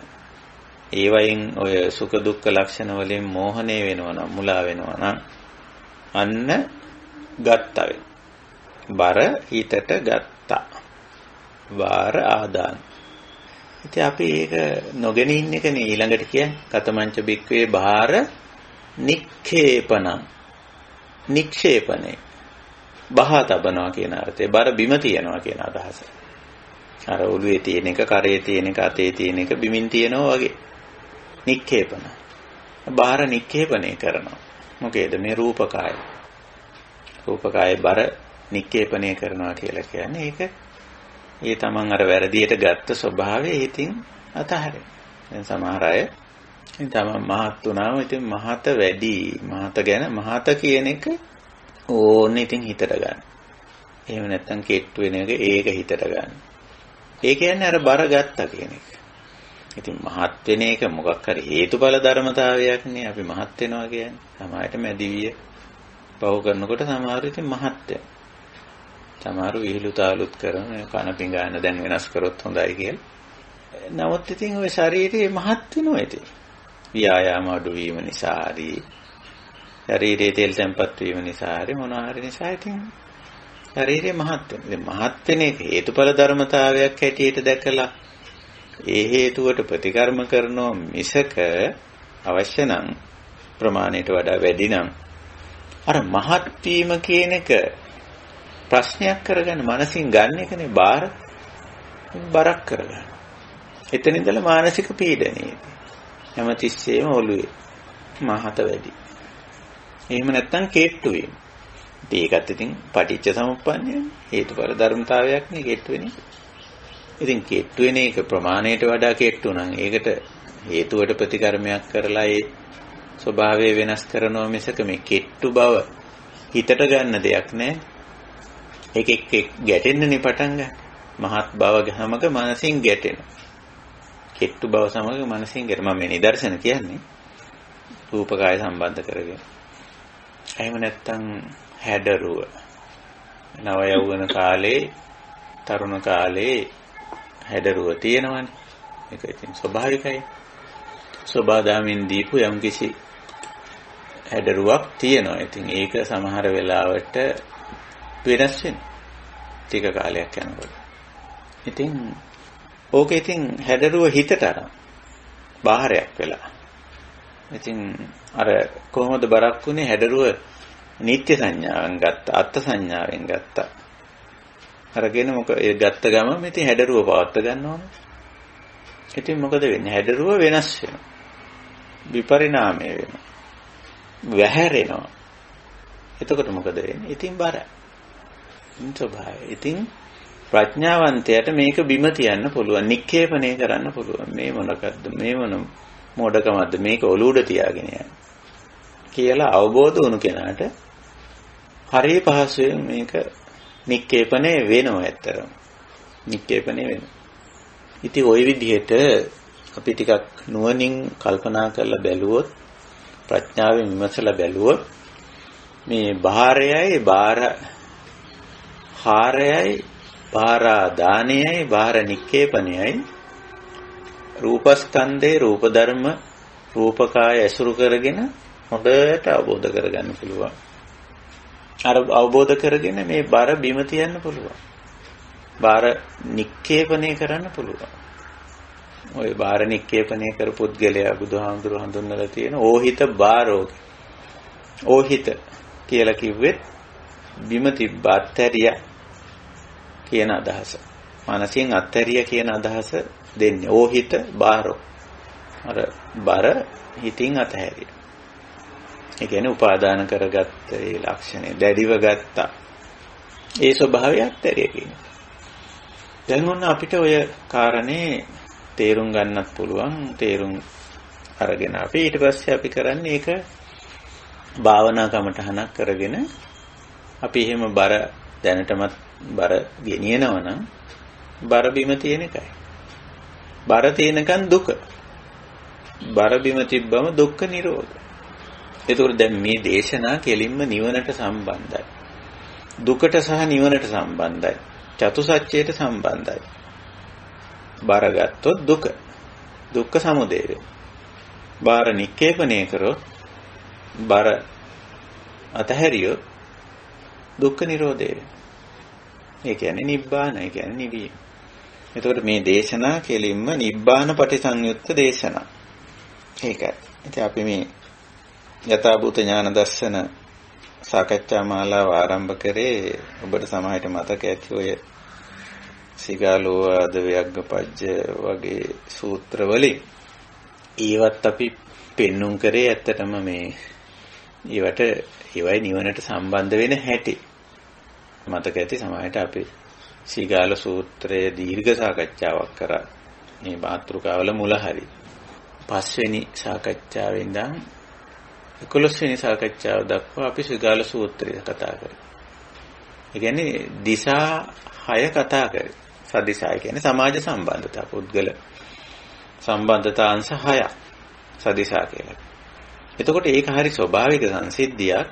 නමුත් ඒක අපි බාහිරයක් කරගත්තොත් මේ පුද්ගල සම්බන්ධතා සමාජ සම්බන්ධතා කියලා කොටසක් තියෙනවා. එතන බුදුරජාණන් වහන්සේ 6 විදියකට පෙන්නවා. මාතා පිතා දිසා, ආචාර්යා දක්ඛිනා, උත්තදාරා දිසා, මිත්තා මච්ඡා, දසකම්මකරා හෙට්ටා, උද්දන් සමන බ්‍රාහ්මණ ඔය ආදි වශයෙන්. එතකොට ඒවෙත්ින් ස්වභාවිකයි. අපි සාමාන්‍යයෙන් ජීවත් වෙනකොට මේ දිශානුගත වෙනවා අපි. පිට මේ ලෝකේ ඉපදුන ඕන කෙනෙකුට මාතා පිතා දිශා තියෙනවා. ඒක ස්වභාවික සංසිද්ධිය. හැබැයි අපි ඒක බාහිරයක් කරගත්තොත් ඒක දැඩිව ගත්තොත් නැත්නම් වැරදි විදිහට ගත්තොත් අපි මුලින් කියපුවා වැරදි සංඥාව අකුසල සංඥාවකට කියොත් ඒ දිශාව බාහිරයක් වෙනවා. බරක් වෙනවා, දුකක් වෙනවා. මව්පිය දූ දරු සම්බන්ධතාවයේ දුකක් බවට පත් වෙනවා. හුඟක් අය ඒක දුකක් කරගෙන තියෙනවා. බරක් කරගෙන තියෙනවා. විශාල මානසික පීඩනයක් බවට පත් කරගෙන තියෙනවා. ඉතින් ඕක ලියන්න ගිහිල්ලා සමහර අය මවෙක් නැතේ අම්මා කියලා කෙනෙක් නැතේ ඔය වගේ 아무තු බණක් දැන් කියාගෙන යනවා.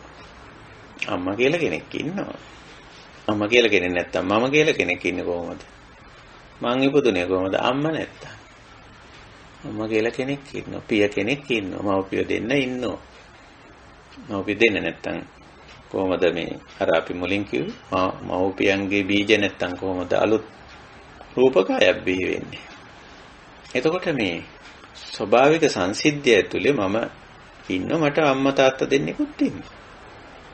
ඉතින් උන්දලා ජීවත් වෙනකන් අපිට තියෙනවා ලෝක සම්මතයේ හැටියට යුතුයකම් වගකීම් කියලා ටිකක්.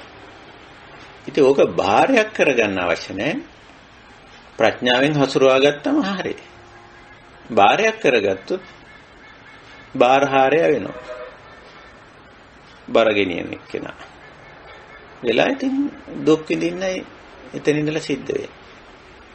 දැන් මේ දුක් විඳින්නේ මොන පැත්තෙන්ද? පුබ්බා දිශා, පෙරදිග දිශාවෙන්. මාතා පිතා අම්මා තාත්තා අල්ලගෙන දුක් විඳිනවා. එහෙම දුක් විඳින්න දෙයක් නැහැ. අපිට කරන්න පුළුවන් යුතුයකම් ටික කරලා සැහැල්ලුවෙන් ඒ කාර්යය කරන්න. ඊළඟට ආචාර්යයා දක්වන දිශා අපිට ගුරුවරු, අධ්‍යාත්මික ගුරුවරුත් ඉන්නවා, ලෞකික ගුරුවරුත් ඉන්නවා. ලෞකික විශේෂ ශාස්ත්‍ර ශිල්ප ඥාන අපි ලබාගත්ත ඒවා අපිට දීපු අපේ ගුරුවරු ඉන්නවා. අධ්‍යාත්මික ගමනට උදව් උපකාර කරපු කරන ගුරුවරු ඉන්නවා. ඒගොල්ලෝ තමයි ආචාර්යයා කිව්වේ. ඉතින් ගුරු ශිෂ්‍ය සම්බන්ධයක් අපේ ජීවිතේ තියෙන මොකද නැත්තේ? ශිෂ්‍යයා කියලා කෙනෙකුත් තියෙනවා, ගුරුවරයා කියලා කෙනෙකුත් තියෙනවා. ගුරු ශිෂ්‍ය සම්බන්ධයකුත් තියෙනවා. නමුත් ඒක බාරයක් කරගන්න ඕනේ. දුකක් බවට පත් කරගන්න ඕනේ. ඒක මැත්තේ නැහින්න අවශ්‍ය නැහැ. ගුරුවරයා ශිෂ්‍යයා බරක් කරගන්න ඕනෙත් නෑ. මං තමයි මෙයාට ඉගෙනුවේ අරකයි මේකයි. දැන් අපි ගැන හොයන්න බලන්නේ අපිට රෙස්පෙක්ට් කරන්න. ඔන්න ඉතින් බාරය කරගත්ත ගුරුවරයා ශිෂ්‍යයා. එහෙම නැත්නම් ශිෂ්‍යයා ගුරුවරයා බරක් කරගන්න ඕනෙත් නෑ. මෙයා තමයි අපිට ඉගෙනුවේ මෙහෙමයි කියලා. එයා ඔලුඩ තියාගන්න ඕනෙත් නෑ. ගුරුවරයා කොහොමදත් තමන්ගේ යුතුයකම ඉෂ්ට කරලා ඉවරයි. නිදහස් ශිෂ්‍යයා මනසින් අතහැරලා. ශිෂ්‍යයා ගුරුවරයාගෙන් යමක් ගන්නවා, තවමත් ගන්නවා වෙන්න පුළුවන්. එතෙන්දී ගුරුවරයා ඔලුඩ තියාගන්න ඕනේ නෑ. ගුරුවරයාගෙන් ගත්ත දේ ගත්තා. ගන්න දේ ගන්නවා. තමන්ට ගුරුවරයා වෙනුවෙන් යම් කිසි දෙයක් කරන්න පුළුවන් නම් කරනවා, නැත්තම් නිකන්. ආධ්‍යාත්මික ගුරුවරු නම් ශිෂ්‍යයන්ගෙන් කිසි දෙයක් බලාපොරොත්තු වෙන්නේ නැහැ. ආධ්‍යාත්මික ගමනේදී ගුරුවරයා ශිෂ්‍යයා දෙන්නම හරිම නිදහස්. බරක් එන්නේම නැහැ. බාරහාරලා නෙමෙයි. ආධ්‍යාත්මික ගමන් මගේ ගුරු ශිෂ්‍යෝ. ඒකයි ස්වභාවය. ඉතින් අපි ඕවා කතා කරේ මට මතකයි ඒ කාලේ ඔය සිගාලෝවාද වගේ සූත්‍ර සාකච්ඡා කරනකොට සමහර ඇත්තෝ ඒවා මේ ලෞකික දේවල් කතා කරන්නේ වගේ නිකන් හිම වැරදි අදහසක හිටියා. ඊට පස්සේ තමයි අපි ඔය ඊළඟට තමයි මහා පුන්නම සූත්‍රය තෝරගෙන කෙලින් මේ නිබ්බාන පටිසංයුක්ත දේශනා පංචස්කන්ධ වගේ දේවල් ගැන කතා කරමින් ආවේ. හැබැයි දැන් මෙතේ මේ බාර සූත්‍රය වගේ සූත්‍රයකට අපි ආපුවාම ඔබට තේරෙනවා ඇති ඒවයි තියෙන වටිනාකම. ඉතින් අපි කිසිම පුද්ගල සම්බන්ධතාවයක් බරක් කරගන්න ඕනේ නැහැ. ඒ දිශා හයෙන් පෙන්වන්නේ පුද්ගල සම්බන්ධතා 6ක් නිදර්ශන වශයෙන්. තවත් ඉතින් පුද්ගල සම්බන්ධතා ඇති. එකක්වත් අවශ්‍ය නැහැ. ඒකයි තියෙන්නේ. බාරහාර වෙන්න ඕනේ නැහැ. බාර නික්කේපණය කරගන්නයි අවශ්‍ය කරන්නේ. ඒක තමයි බාරහාරය වෙනුනොත් ඒක දුක. බාර නික්කේපණය කරොත් දුක්ඛ නිරෝධය. ඉතින් ඒකයි බාර නික්කේපණය මෙතෙන්දි බුදුරජාණන් වහන්සේ හඳුන්වලා තියෙන්නේ. කතමංච බික්කේ බාර නික්කේපණං යෝ තස්සාය යෝ තණ්හාය අශේෂ විරාග නිරෝධෝ චාගෝපටි නිස්සග්ගෝ මුත්‍යානාලයෝ. ඉදං උච්චති බික්කවේ සාමාන්‍යයෙන් චතුරාර්ය සත්‍යයේදී ඕක කියන්නේ ඉදං උච්චති බික්කවේ දුක්ඛ නිරෝධං අරිය සත්‍යං කියලානේ. දැන් මෙතෙන්දි කිව්වේ ඉදං උච්චති බික්කවේ බාර නික්කේපණ. එහෙනම් මේ කියන්නේ නිවන ගැන. එතකොට අපි දුක හදාගෙන තියෙන්නේ ඔය සංකිට්ඨේන. කෙටියෙන් කිව්වොත් හකුලවල කිව්වොත් පංච උපාදානස්කන්ධේ පංචස්කන්ධේ. හැබැයි ඉතින් ඕවා අපි ටිකක් විස්තර සහිතව කතා කරන්න අවශ්‍යයි. සාමාන්‍ය කෙනෙක් එක්ක කතා බහ කරනකොට සාමාන්‍ය මිනිස්සුෙකුට සමහර වෙලාවට ওই පංච උපාදානස්කන්ධ තේරෙන්නේ නැහැ එච්චර. ඒගොල්ලන්ට මේවා පෙන්වන්න ඕන අර සිගාලෝවාද සූත්‍රයේ කිව්වා වගේ මේ ස්වාමි පුරුෂයයි භාර්යාවයි ඔයයි මහත්යයි අතර මහත්ය නෝනයි ඔයයි අතර ඔයයි දරුවෝයි අතර නැත්තම් දරුවන්ට කියලා දෙන්න ඕගොල්ලෝ දෙමව්පියෝ අතර මේ තියෙන සම්බන්ධතාවයේ බරක් කරගෙන තමයි ඔයා මේ දුක් විඳින්නේ. ඒ නිසා ඒක බිම තියන්නේ මෙහිමයි. මේ බරෙන් නිදහස් වෙන්නේ බාර නික්කේපණය කරන්නේ මෙහිමයි. දුක්ඛ නිරෝධය කරගන්නේ මෙහිමයි කියලා ඕවා ඒ මට්ටමින් තෝරන්න ඕන. මම මේ කියන්නේ අනිත් අයට කියලා දෙනකොට දැන් මේ ඉන්න අපේ ධම්සභාවේ ඉන්න කල්යාණ මිත්‍රයෝ මං හිතනවා මේ බණ කියන ඇත්තෝ කියලා. බණ කියන ඇත්තෝ කියන එකෙන් අදහස් කරන්නේ අනිත් අයගේ ওই වගේ දුක්ඛ දෝමනස් ආවම පොඩ්ඩක් එන්න කියලා. අපේ ගෙදර එන්න පොඩ්ඩක් වෙලාවක කෑම වේලක් කන්න, තේ එකක් බීලා යන්න කියලා ඉන්න කියලා ආරාධනා කරලා. ඉතින් අර තේ එකක් බොන ගමන්, කෑම ටිකක් කන ගමන් අර භාරය ගැන කතා කරන්නේ. භාරය කියන්නේ අර එයා දුක් විඳින කාරණේ. ඉතින් අපි එහෙමයි කරන්න ඕනේ. දැන් මාව හම්බෙන්න ගොඩක් අය. ඉතින් මම ඒගොල්ලන්ට වෙලාවල් දීලා ඉතින් ආපුවම මම ඉන්න නවාතැනේ ඉස්සරහම ගහක් තියෙනවා. ඒ ගහ යට හේව නැහැ බංකුවක් තියලා තියෙනවා. ඉතින් මම කියන වාඩි වෙන්න මහත්තයා අපිට එකක් බොමුද ඉස්සර වෙලා. කෑම කාලා නැත්තම් කෑම ටිකක් කමු. කතා බහ කරලා ඉතින් ඔන්න බාරය ගැන කතාව එතන ඉඳලා. මොකද්ද මේ ප්‍රශ්නේ? ඉතින් අපිට ඔය සමහර විට පංච උපාදානස්කන්ධා කියලා කතා කරන්න බෑ. එච්චර ගැඹුරෙන් කතා කරන්න බෑ. තියෙන්නේ සමහරට නෝනාගේ ප්‍රශ්නේ, මහත්තයාගේ ප්‍රශ්නේ, දරුවාගේ ප්‍රශ්නේ, රස්සාවේ ප්‍රශ්නේ. ඔහොමනේ යන්නේ. ඉතින් එතකොට අපි ඒක තේරුම් බුද්ධ දේශනාව තුළින් තේරුම් ගන්න ඕන මේ නෝනාගේ ප්‍රශ්නේ කියන්නේ බාරහාරයේ තමයි මේ යන්නේ. මහත්තයාගේ ප්‍රශ්නේ කියන්නේ බාරහාරයේ තමයි. රස්සාවේ ප්‍රශ්නේ, දරුවාගේ ප්‍රශ්නේ බාරහාරයේ තමයි. ඉතින් ඒක බරක් වෙච්ච විදිහ දුකක් බවට පත් කරගෙන තියෙන ආකාරය අපි එතෙන්දී බොහොම මිත්‍රශීලී බොහොම කරුණාවෙන් එයාට අවබෝධ වෙන විදිහට තෝරලා දෙන්න. එතකොට එයා දක්ෂ වෙනවා බර බිම තියාගන්න. බාර නික්කේපණය කරගන්න. එහෙමයි යෝගේ තියෙන්නේ. ඉතින් තව කෙනෙකුට මේක කියලා දෙන එක මහා වටින දෙයක්. හැමෝම බර උහුලගෙන යන අය නේ. විවිධ විදිහට ඉතින් අපි හොඳට නිරීක්ෂණය කරොත් මිනිස්යන්ගේ ජීවිතවල විවිධ විදිහට මේගොල්ලෝ බර උස්සගෙන යනවා. එක්ක රූපස්කන්ධයේ පැත්තෙන්, එක්ක වේදනාකන්ධ පැත්තෙන්, එක්ක සංඥාකන්ධ පැත්තෙන්, එක්ක සංකාරකන්ධ පැත්තෙන්, එක්ක විඥානකන්ධ පැත්තෙන්. අපි ඉතින් ඒවත් ඉස්සරහට මේ බාර සූත්‍රයේ ඉස්සරහින් තියාගෙන තව ටිකක් කතා කරමු. අදට ඉතින් මම එතනින් එහාට සූත්‍ර සාකච්ඡාව, සූත්‍රය ඇසුරෙන් කතාව ගෙනියන්න බලාපොරොත්තු වෙන්නේ නැහැ. අපි මේ ධම්සභාවේ ඉන්න අපේ කල්යාණ මිත්‍රයන්ටත් මේ ධර්ම සාකච්ඡාවට යමක් එකතු කරන්න අපි අවස්ථාව තියමු. මෙතෙන් සිට ප්‍රශ්න ගැටළු වගේ දේවල් තියෙනවා නම් ඒවත් අහන්න. ඒ වගේම සාකච්ඡාවට තව මොන හරි එකතු කරන්න ඔබට හැකියාව තියෙනවා නම් ඒකත් එකතු කරන්න කියලා බොහොම ගෞරවයෙන් අපි ඉල්ලා සිටිනවා. සම්මාස ප්‍රශ්නයක් අහන්න අවසර. ඔව්. කතම පොඩි ප්‍රශ්න දෙකක් මම කියලා කල්පනා කළේ.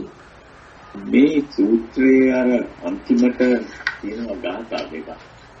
ආරාහවේ පංචස්කන්ධා බාරහාරෝච පුද්ගලෝ බාරාදානං දුක්ඛං ලෝකේ බාර නික්ඛේපනං සුඛං කියලා. එතන මේ බාරහාවේ පංචස්කන්ධා කියලා තමයි එතන ලියවිලා තියෙන්නේ. නමුත් අපි අර මුල සූත්‍රයේ විස්තර කරන අවස්ථාවේදී පංච උපාදානස්කන්ධා කියලා ලියවෙන්නේ. මේ පංචස්කන්ධා පංච උපාදානස්කන්ධා කියන දෙක නිකන් සමාන අර්ථවලින් පාවිච්චි වෙනවා වගේ පේනවා. අපි මම හිතන්නේ මේ ඉස්සර කතාවත් අපි මේ ගැන කතා කරුවා. ඔව්. ඒ ගැන ඔබ ඒ අදහස මොකද්ද කියලා ඒක මුල ප්‍රශ්න. දෙවෙනි ප්‍රශ්නය මේ අපි අර ඒතන් මම ඒසෝහං අස්මි ඒසෝමේ අත්තා කියලා විතරම යෙදিলা තියෙන ඔය පද තුන අපි සිංහල පරිවර්තනයේදී මේ මම මගේ ආත්මය කියලා තමයි ඔක පරිවර්තනය කරන්නේ. ඔව්. නමුත් ඕක ඒකන් මම කියනකොට ඒක මගේ කියන එකනේ එතනින් අදහස් වෙන්නේ. ඒකෝක ඇයි අපි මගේ ඊට පස්සේ මම ඊට පස්සේ මගේ ආත්මය කියලා විදියට පරිවර්තනය නොකරන්නේ කියන එක අනිත් ප්‍රශ්නය. දැන් ඒකම අර ස්වාමීන්වහන්සේ ඉස්තර ගෙරුවාර පුණ්‍ය අතරක් ගන්න උදාහරණයේ ඒ උපමාව දැන් එතනදී දැන් මේ මගේ කියන බවද මුලට එන්න ඕන මම කියන බව.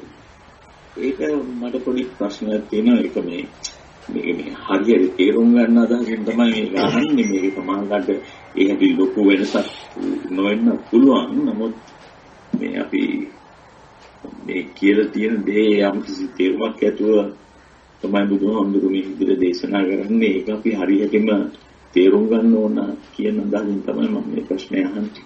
ඔව් දෙවෙනි ප්‍රශ්නේ ඉස්සෙල්ලා අපි කතා කරත් මේ මම කියන එක තමයි මුලට එන්නේ. අහං. ඒකේ පදේ අහං. මම කියන්නේ ඔය පාලියෙන් මම කිව්වම ඒක තියෙන්නේ ඒක සූත්‍රයේ පාලියෙන් ලියවෙන්නේ. ඔව්. ඒකම ඒසෝ අහස්. නෑ මෙහෙමයි මහත්තයා මේ සිංහලයි පාලියේ මෙතන පටලැවෙනවා. සිංහලෙන් මම කියන්නේ අහං. පාලියෙන් මම කියන්නේ මගේ. ඔය ඒක තමයි. ඒ කියන්නේ දැන් මේ පාලියෙන් කියනකොට සාමාන්‍යයෙන් පාලියෙන් ලියවිල්ලේ ඒක මම කියලානේ එතන වැටෙන්නේ. ඉතින් ඒකට ඒක මගේ වෙන්නේ කොයි එක? ඔව්. ඒකින්නේ පටන් ගන්න. ඔව්. පාලි ඔය අම්හ શબ્දේ වර්ණගෙන්නේ මමමයි හැම මමං අම්හා මමමයි හැම මමං අම්හං අම්හාකම් නෝ කියලා. ඒ කියන්නේ චට්ටි විභක්තිය සාමිස්මින් චට්ටි අයිතිහංග වෙන විභක්තිය චට්ටි විභක්තිය අම්ම શબ્දේ වර්ණගෙන්නේ මමමයි හැම මමං අම්මං අම්හාකම් නෝ කියලා. මේක වචනේ මමමයි හැම මමං බහු වචනේ අම්මං අම්හාකම් නෝ කියලා. එහෙම වර්ණගෙන්නේ. එතකොට මම කියන්නේ මගේ කියන එකයි. සිංහලට පරිවර්තනය කරපුවම මගේ අයිතිහංග වීම. සාමිස්මින් චට්ටි. අයිතිහංග වෙන පදේ. එතකොට පරිවර්තනය වෙන්න ඕන මාත්‍යා කියන විදිහට හරි. මගේ මම කියන එක පරිවර්තනයට එන්න ඕන මගේ කියලා. මගේ ඊට පස්සේ මම ඊට පස්සේ මගේ ආත්මය. එතකොට ඕකේදී අපි ධර්මානුකූල ওই භාෂාව සාමාන්‍ය භාෂාවේ තියෙනවා භාෂාවේ වචන යොදන්නේ අර්ථානුකූලවම නෙවෙයි. අර්ථය යන විදිහටම නෙවෙයි භාෂාවේ පද යෙදෙන්නේ. පදවල පද තුනක් තියෙනවා නම් සමහරට ඒක එහා මෙහා වෙලා යෙදිලා තියෙනවා. දැන් ආතාපි සම්පජානෝ සතිමා කියන වචන තුන බැලුවොත් දැන් ඕකේ ධර්මානුකූලව මුලට එන්න ඕන සතිමානේ. ඊළඟට සම්පජානෝනේ ඊළඟට ආතාපිනේ. ඒ වුණාට පද තුන යෙදිලා තියෙන්නේ සූත්‍රයේදී ආතාපි සම්පජානෝ සතිමා කියලා. හුඟක් වෙලාවට ඕක කියන්නේ උච්චාරණ පහසුවේදී අඩු ස්වර තියෙන අඩු ව්‍යංජන තියෙන පද මුලට යෙදෙනවා. ඊළඟ ඒවා ක්‍රමයෙන් පස්සට යෙදෙනවා කියලා. ඒක සුභෝච්චාරණය කියලා දෙයක් භාෂාවේ තියෙනවා. ඒ වගේ ලක්ෂණ හේතු කොටගෙන ඔය සමහර වචන වැඩි වචන පස්සට දාලා අඩු වචන මුලට අඩු අකුරු සහිත වචන මුලට දාලා අකුරු වැඩි වචන පස්සට දාලා ඔහොම ඕවා මොකද හේතුව මේ pāli භාෂාව හුඟක්ම මේක අරගෙන ආවේ කටවහරෙන්නේ. කටවහරෙද්දි සුඛෝච්චාරණේ තියෙන්නත් ඕන මතක හිටින්නත් ඕන. ඒතකොට ඒකට ගැලපෙන විදිහට ඔය අග ගාතාව පවා ඉතින් ගාතාවේ ප්‍රශ්නෙත් එහෙම එකක්. ගාතාවේ තියෙන්නේ පංචස්කන්ධ කියන වචනේ. පංචස්කන්ධ. ඔව් පංච උපාදානස්කන්ධ කියලා නෙවෙයි ගාතාවේ තියෙන්නේ. එහෙම දැම්මට සූත්‍රයේ උඩ කතාව කියලානේ තියෙන්නේ. අතෙන්දී අර ගාතාව දෙක මතක තියෙන පුද්ගලයාට ධර්මාර්ථය වර්ධින්නේ නැහැ. වචනාර්ථයට එයා බහින්නේ නැහැ. මොකද එයා ධර්මාර්ථයේ තේරුම් අරන් ඉන්නේ. අර ඒක මතක තියාගන්න උපකාරයක් විදිහට තමයි අර ගාථා දෙක රචනා කරලා අගට දාලා තියෙන්නේ. ඒකයි තියෙන්නේ. ඒක ධර්මාර්ථයෙන් පිටපණින්නේ නැහැ යා. ගාථාව විතරක් අල්ලගත්ත එක්කෙනා ධර්මාර්ථයෙන් පිටපණින්න ඉඩ තියෙනවා. ගාථාව විතරක් ගත්ත එක්කෙනා. පංචස්කන්ධා කියලා කිව්වට ගාථාවේ එකෙන් අදහස් වෙන්නේ පංච උපාදානස්කන්ධ. ඔව් පැහැදිලිවම. අධ්‍යාහාර වෙන්නේ ඒක විවාහාර වෙන්නේ ඒක. ඒකයි ඊළඟට ඔය මම ඒතම් මම ඒසෝ හමස්මි ඒසෝ මේ අත්තාති කියන ව්‍යවහාරයේදී ඒ කාරණේදී අපි ධර්මාර්ථය හරියට තේරුම් අරගෙන හිටිය එක්කෙනාට පදමාරු වීම ප්‍රශ්නයක් නැහැ. එහෙමනේ. දැන් බලන්න නිදර්ශනයක් හැටියට ගත්තම අපි කවියක් කිව්වොත් ගීතයක් කිව්වොත් ඕකේ පදමාරු වෙලානේ තියෙන්නේ. අපි අර්ථයට ගන්නකොට පද ගලපලා පද අන්වය කියලා කියනවා. අපි පද අන්වය කරලා ගන්න. අර්ථයට ගැලපෙන විදිහට පද ගලපන. පද පෙළ ගස්සන. ඒකට පද අන්වය කියලා කියන්නේ. පද අන්වය කරලානේ අපි ගන්න. ගීතයකදී කවියකදී ඒ වගේ ධර්ම සූත්‍රයක ධර්මාබෝධයේ තියෙන කෙනාට පදාන්වය කරන්න පුළුවන්. මෙතන පදාන්වය කරන්නේ ධර්මයට අනුව. ධර්මයට අනුව පද පෙළ ගස්සන්න පුළුවන්. අවබෝධයේ තියෙන කෙනාට. එතකොට ඒ අනුව අහම්භාවය තමයි ඔකේ මුල් කුඤ්ඤ අර අපේ කටුකුරුන් දහමතුරු කියනවා වගේ. පළවෙනි කුඤ්ඤ අහම්භාවය. මේ ඕක අහනවත් නේ බුදුහාමුදුරන්ගේ ප්‍රශ්නයක්. අර අරහන්ත සූත්‍රයේදී අහං වදාමි තිපිසෝ වදෙය්‍යං මමං වදන්ති පිසෝ වදෙය්‍යං. මොකද එහෙනම් ওই රහතන් වහන්සේලා අහං කියන්නේ මමං කියන්නේ මොකද කියලා අහනවා. රහත්නා. බුදුරජාණන් වහන්සේ තින්ද කියනවා. ඔව් එහෙම කියනවා තමයි. නේ? අන්තිම දේහධාරී අහං වදාමි තිපිසෝ වදෙය්‍යං මමං වදන්ති පිසෝ වදෙය්‍යං. ඕහාරමත්තේන සෝහරෙය්‍ය. ඒක මේ විවාහාර මාත්‍රයෙන් කියන කතාවක් නෙමෙයි. ඒගොල්ලෝ අහම්භාවය තේරුම් අරගෙන අහම්භාවය අත්තරලා මමංකාරය අත්තරලා අත්ත් සංඥාව අත්තරලා ඉන්න අය ලෝක විවාහාරයෙන් ඕහාරමත්තේන විවාහාර මාත්‍රයෙන් ඒක විවාහාරණ කරනවා විතරයි.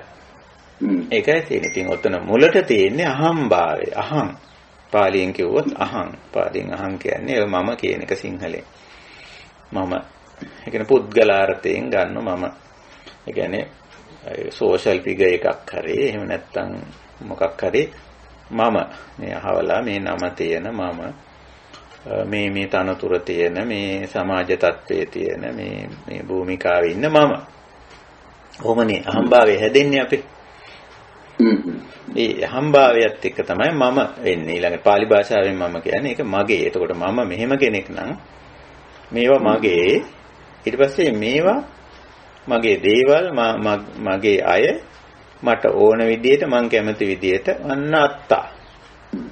ඒසෝ මේ අත්තා. ඒසෝ මේ එහෙමනේ. ඒසෝ ඒවා ඒ අය ඒ දේවල් මේ මගේ අත්තා මට අයිති මට ඕන හැටියට මං කැමති විදිහට පවත්වන්න ඕන කියලා ඔන්න අන්තිම තැනට එනවා. ඉතින් එතෙන්ට ආවම ඉතින් ඒ විදිහට කරන්න ගියාම තමයි අර දුක්ඛ බාරහාරයක් වෙන්නේ. එතෙන්ට ආවම. ඉතින් ඒකයි ඔකේ ස්වභාවය.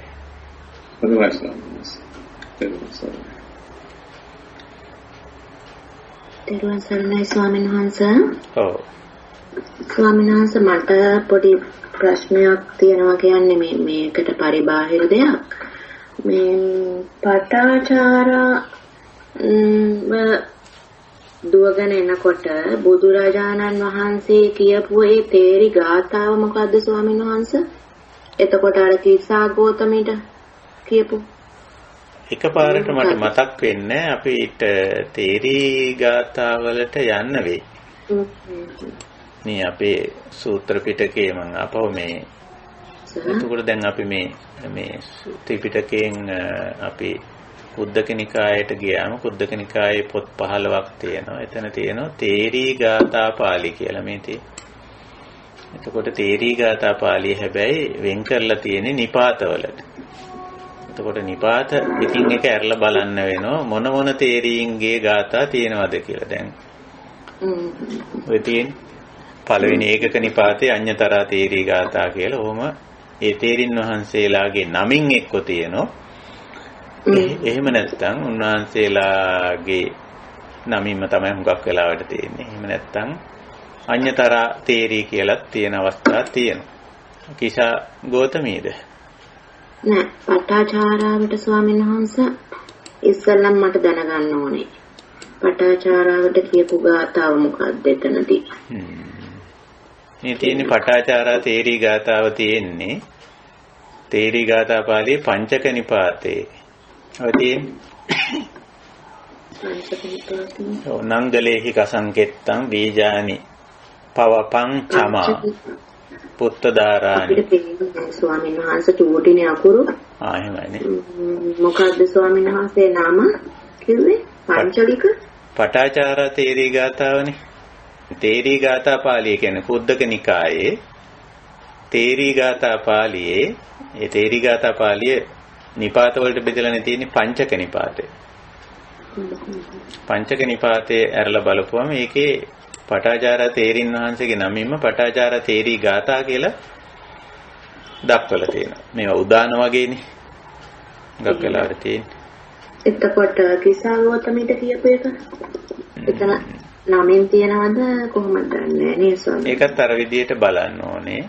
තියෙනවා. ඒකට ඔය ඒකාදශක නිපාතේ කෙලින්ම කිසාවෝතමී තේරී ගාථා විතරයි තියෙන්නේ.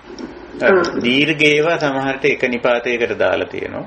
ගාථා 11ක් විතර ඇති එකයි. ගාථා 11ක් නම් ඒකාදශ නිපාතයට දානවා. කිසාවෝතමී තේරී ගාථා මේ කිසාවෝතමී තේරී ගාථාවේ ගාථා 11ක් තියෙන නිසා ඒකාදශ නිපාතයට දාලා තියෙනවා. එතකොට පැහැදිලිනේ ඒකාදශ නිපාතයේ තියෙන කිසාවෝතමී තේරී ගාථාව පංචක නිපාතයේ තියෙනවා පටාචාරා තේරී ගාථාව. අපිට පොඩ්ඩක් ඒක පස්සේ වෙලාවක විග්‍රහ කරලා දෙනවද ස්වාමීන් වහන්සේ? ඔව් ඒක අපි කතා කරමු. ඔය ඒවත් ඉතින් බොහොම හොඳයි. ඉතින් තේර ගාථා සහ තේරී ගාථා. ඉතින් ඒගොල්ලෝ අධ්‍යාත්මිකව තමන් ඉඳපු තැන ඉඳලා වර්තමානයේ විමුක්තිය ලැබලා ඉන්න තැන දක්වා ඒගොල්ලන්ගේ ගමන් මඟ මුගක් වෙලාවට මේ උදානයක් විදිහට ඉදිරිපත් කිරීමක් මුගක් වෙලාවට තියෙනවා. තේර ගාථා තේරී ගාථාවල. මේ ඒවා ඉතින් බොහොම වටිනවා. ඉතින් ඒවයි ගොඩක් ගැඹුරු කාරණා තියෙනවා. සමහර වෙලාවට තියෙන්නේ කමටහන්. එහෙමයි ස්වාමීන් වහන්සේ. සාරය තියෙනවනේ එතනනේ. ඔව්. මේ අවස්ථාවේදී කොහොමද ඒ රහත්භාවයට පැමුණුනේ කියලානේ. ඔය සුනීත සෝපාකලාට එහෙම කියපු එක කොහොමද ස්වාමීන් වහන්සේ හොයාගන්නේ? ඒවා තේර ගාථාවලට යනවා. දැන් ඊට උඩින් තියෙන තේරී ගාථාවලට උඩින් තේර ගාථා පාළිය තියෙනවා. ඒකත් අර විදිහටම නිපාත කරලා තියෙනවා. එක ගාථාව නම් තියෙන්නේ ඒකක නිපාතයට වැටෙන්න. ගාථා දෙකෙන් නම් තියෙන්නේ ඒක දෙක ওই විදිහට. ඉතින් අපි ඇරලා බලන්න ඕන. ඒ ඒකක නිපාතයේ බලපුවාම ඒවා වර්ගීකරණයක් කරලා තියෙනවා අපහු. මොකද්ද කිව්වේ? දැන් ඔය සුනීත සෝපාකලාට එහෙම කියපුවා. ඒගොල්ලන් කිසිම ධර්ම දැනුමක් තිබුණේ නැහැනේ. ඒ මොහොතේම ඒගොල්ලන් ධර්ම අවබෝධයට පැමුණුණා නේ ස්වාමීන් වහන්සේ. ඔව් ඒ ධර්ම අවබෝධය කියන්නේ අපි කියන්නේ අර ඔය නිකන් අපි උතන ධර්ම අවබෝධය කියලා අදහස් කරන්නේ ඇත්තටම අර අපි දැන් මේ කතා කරලා දැන් අපි අදහස් කරන්නේ ඔය සූත්‍රාරෝ මේවා ඒ වගේ දේවල් පිළිබඳ පූර්ව දැනුමනේ. එහෙමයි. නමුත් දැන් සාමාන්‍ය වැටහෙන ඥානයේ තියෙන කෙනෙකුට බුදුරජාණන් වහන්සේ යමක් කිව්වම ඒක වටහා ගන්න පුළුවන්. ඒ අතින් තමයි ඔය සුනීත සෝපාක වගේ අය ගැන අපි කතා කරන්නේ. දැන් සෝපාක පොඩි ළමෙක් කියලානේ කියන්නේ. එහෙමයි. සුනීත නම් වැඩිහිටියෙක්. නමුත් අර යා මේ කසල සෝදක තනතුරේ ඒ වැඩ කර කෙනෙක්. සෝපාක පොඩි ළමයි. ඒ වුණාට දැන් පොඩි ළමයෙකුට වුණත් බුදුරජාණන් වහන්සේ යමක් කියන විදිහක් තියෙනවනේ. පොඩි ළමයෙකුගේ මට්ටමට බැහැලා ඒක කිව්වම පොඩි ළමයාත් ඒක තේරුම් ගන්න, අවබෝධ කරගන්න. ඉතින් ඒ මට්ටමෙන් බුදුරජාණන් වහන්සේ දේශනා කරන්න ඇති. ඒකයි තියෙන්නේ. අර තව රෙදි වියන ළමෙක් ඇවිල්ලා කොහෙන්ද ආවේ කියලා ඇහුවා. ඊට පස්සේ කොහෙද යන්නේ කියලා ඇහුවා. එහෙම මොකක්ද සූත්‍රේ මට නම මතක නැහැ. සූත්‍රේ නම වෙනස් නේද ස්වාමීන් වහන්සේ? සූත්‍රේ තියෙන්නේ මේ මොකක් හරි රෙදි වීම සම්බන්ධව එකක්. ඔව්. එහෙම නමක්. එතන හොඳ සාකච්ඡාවක් යනවා නේ. ළමයා ඊට පස්සේ මැරුණානේ. එතන පාවිච්චි කරන වචනේ පේසකාරී කියන. පේසකාර දියණිය කියන එකනේ. අපිට ඒ වගේ ටිකක් සූත්‍ර නෙමෙයි. ඒ අවස්ථා ටිකක් සාකච්ඡා කරන්න පුළුවන් නම් හුඟක් වටිනවා ස්වාමීන් වහන්සේ. අපි මේ තේරී ගාථා වලින් එහෙමනම් තෝරගන්න ඕන. මුලින් ඉඳලාකට සාකච්ඡා කරනවට වඩා ඔය වගේ කියපු දැන් අපිට කියන්න පුළුවන්කම තියෙනවා නම් දැන් අපේ මේ ධම් සභාවේ ඉන්න කල්යාණ මිත්‍රයන්ටත් කියන්න අදහසක් නිකන් තියෙනවා නම් අහවල් තේරී ගාථාව අහවල් තේර ගාථාව කතා කරමු කියලා. ඒකට අපිට බලන්න පුළුවන් මේ තේර ගාථාව අපි මේ අපේ කමඨහනක් විදිහට කොච්චර වැදගත්ද. සාමාන්‍ය විස්තර නම් තියෙන ඔය එක විස්තර වලට වඩා අපි බලන්නේ කමඨහනක් විදිහට කොච්චර අදාළ වෙනවද කියන ඒවානේ මේ අපි දැන් නිතරම බලන්නේ. එහෙමයි.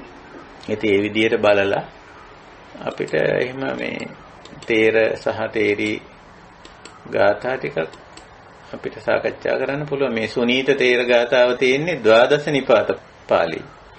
තේර ගාථාවේ 12ක් ඒ කියන්නේ සුනීත තේර ගාථාවට ගාථා 12ක් වැටෙන නිසා ද්වාදස නිපාතයට වැටලා තියෙනවා. ඕක නිකම්ම මේකෙන් හොයන්න පුළුවන් අර සූත්‍ර නම් හොයනකොට එහෙම දුන්නත් හොයන්න පුළුවන්. සූත්‍ර නාමය මෙතෙන්ට දෙන්න පුළුවන් මේ මෙතෙන්දී මේ පැත්තෙන් අර සිංහල ෆොන්ට් එක මෙතනින් වෙනස් කරලා මෙතන තියෙන්නේ අර මෙතනින් සිංහලට මාරු කරලා මෙතනින් සූත්‍ර නාමය කියන එක මෙතනින් සිලෙක්ට් කරලා සූත්‍ර නම් සෙවීම කියන එක තියලා ඊට පස්සේ මෙතන අපි සුනීත කියනකොටම අර බලන්න සුනීත තේරගාථා කියන එක කුද්දක නිකායේ තේරගාථා පාළියේ ද්වාදස නිපාත පාළිය. ඉතින් මේක ක්ලික් කරා නම් ඒක ඕපන් වෙනවා. විවෘත වෙනවා. ඔය ගාථා 12ක් වැටිලා තියෙනවා. නීචේ කුලම්මි ජාතෝහං දලිද්දෝ අප්ප භෝජනෝ. ඒ තමන්ගේ අර තමන් ගත කර ජීවිතය කියන්නේ. මම මේ වගේ ජීවිතයක් ගත කරගෙන ජීව රහත්ුණෙන් පස්සේ ඒවා කියන්න කිසි පැකිලීමකුත් නැහැනේ. තමන් හිටියටත් ඊළඟට තතෝ කාරුණිකෝ සත්තා සබ්බ ලෝකානුකම්පකෝ මේව බුදුහාමුදුරු මුණ ගැහුණා. මුණ ගැහිලා මේ විදියට මේවා කියලා. ඉතින් ගාථා සිද්ධිය ගාථා 12කින් ද්වාදස නිපාත පාළි. ඉතින් අපිට ඒ වගේ සාකච්ඡා කරන්නත් පුළුවන්. ඉතින් ඔයත් එහෙම නිර්දේශ කරනවා නම් කැමති විදිහේ තේර සහ තේරී ගාථා අපිට පුළුවන් ඒවා ඉදිරියේදී අපේ ධර්ම සාකච්ඡාවට මාතෘකා කරගන්න. නැත්නම් ඒවා කමටහන් තියෙන උඟක් ඒවයි. මම නම් දකින්නේ. අපිට පුළුවන් නම් ඊළඟ දැන් මේ දේශනා විවරුණාම් පොඩ්ඩක් ඒ ගැන සාකච්ඡා කරන්න මම හිතනවා ස්වාමීන් වහන්සේ උඟක් අපිට වටිනවා කියලා. අපි මේ බාර සූත්‍රයේ තව ටිකක් අපිට කතා කරන්න වෙනවා. ඒ ස්කන්ධ පංචකයටම අදාළව බාරේ අපි කතා කරන එක හොඳයි. ඒක එහෙම කතා කරලා ඊළඟට අපිට පුළුවන් මේ ඔය වගේ ඔයත් හිතලා ලියලා තියන්න. ආවල්ලාවල් තේර ගාථා සහ ආවල්ලාවල් තේරී ගාථා කතා කරනවා කියලා. හොඳයි ස්වාමීන් වහන්සේ තෙරුවන් සරණයි. බොහොම පිංසිතන. තෙරුවන් සරණයි. තෙරුවන් සරණයි ස්වාමීන් වහන්සේ. තෙරුවන් සරණයි. ස්වාමීන් වහන්සේ බුදුරජාණන් වහන්සේ හැම අවස්ථාවකම ධර්මීය දේශනා කරනකොට එක එක පුද්ගලයාගේ ඉන්ද්‍රිය ධර්ම වැඩිලා තියෙන ආකාරය අනුව නේද ධර්මීය දේශනා කළේ? ඔව්. උන්වහන්සේට මේ ඉන්ද්‍රිය පරෝපරියත් ඥානය කියලා ඥානය තිබුණා. ඔව්. දැන් අර උගුරට උනත් කීප සැරයක්ම වැඩියනේ. කියන්නේ ඒ උඹුරේ තියෙන ඒ කපන කම්ම ඒ අවස්ථාව වෙනකම්ම කුඹරට වැඩියනේ. ඒ කියන්නේ ඒ වෙනකොට ඒ පළවෙනි දවසේ ඒ මට හරියට මට ඒක හරියට කියන්නේ කියලා.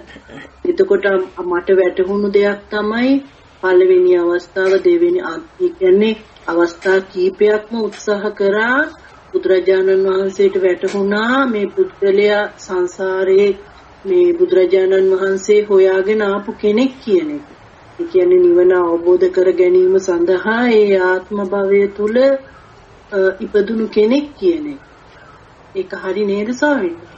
ඔව් ඒක එහෙම ඔය අටුවා කතාවේ එහෙම තිබ්බට ඇත්තම තත්ත්වේ නම් බුදුරජාණන් වහන්සේ මිනිස්සු ආශ්‍රය කළා. දැන් ඔය කොයි කියන සිද්ධියේදී බුදුරජාණන් වහන්සේ ඉතින් ඔතනින් පින්නපාතේ යනවා නිතරම වගේ. යන ගමන් ඉතින් මොනවද අද කරන වැඩ? ඉතින් මෙතනින් නිතර යන ශ්‍රමණයනේ. ඉතින් යත්ින් උත්තරයක් දෙන මේ දවස්වල ඉතින් මේ පුරන් කොටනවා ආදී වශයෙන් කියලා. ඉතින් අර එතනින් නිතර යන්නේන ගමන් ඇතිවෙච්ච සරල මිත්‍ර ධර්මයක් හැම නිතරම කුඹුරට ගියා නෙවෙයි ඇත්තටම. ඔතනින් යන ගමන් කතා කරගෙන යනවා. ඉතින් කාලයක් යනකොට බුදුරජාන් වහන්සේ සහ මේ ගොවියා අතර යම්කිසි ඉතින් දැක පුරුද්දෙන් කතා බහින් මිත්‍රත්වයක් වර්ධනය වුණා. ඊට පස්සේ බුදුරජාන් වහන්සේට දැන් මෙයාගේ ස්වභාවය තේරෙනවා. දැන් ඉන්ද්‍රිය පරෝපරියත්තේ දැන් එන්නේ බුදුරජාන් වහන්සේට මේ පුද්ගලයා ආශ්‍රය කිරීමෙන්.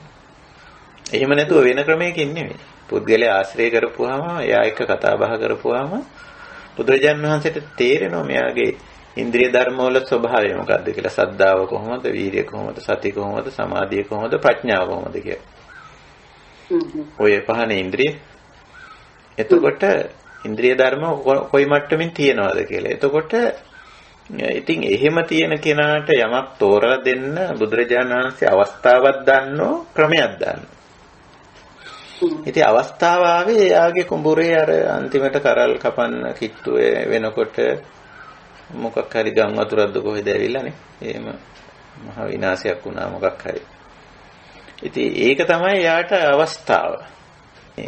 බුදුරජාණන් වහන්සේ දන්නෝ දැන් මේ ධර්මයේ තේරුම් කරන්න හොඳ වෙලාව දැන් මේක තමයි යා.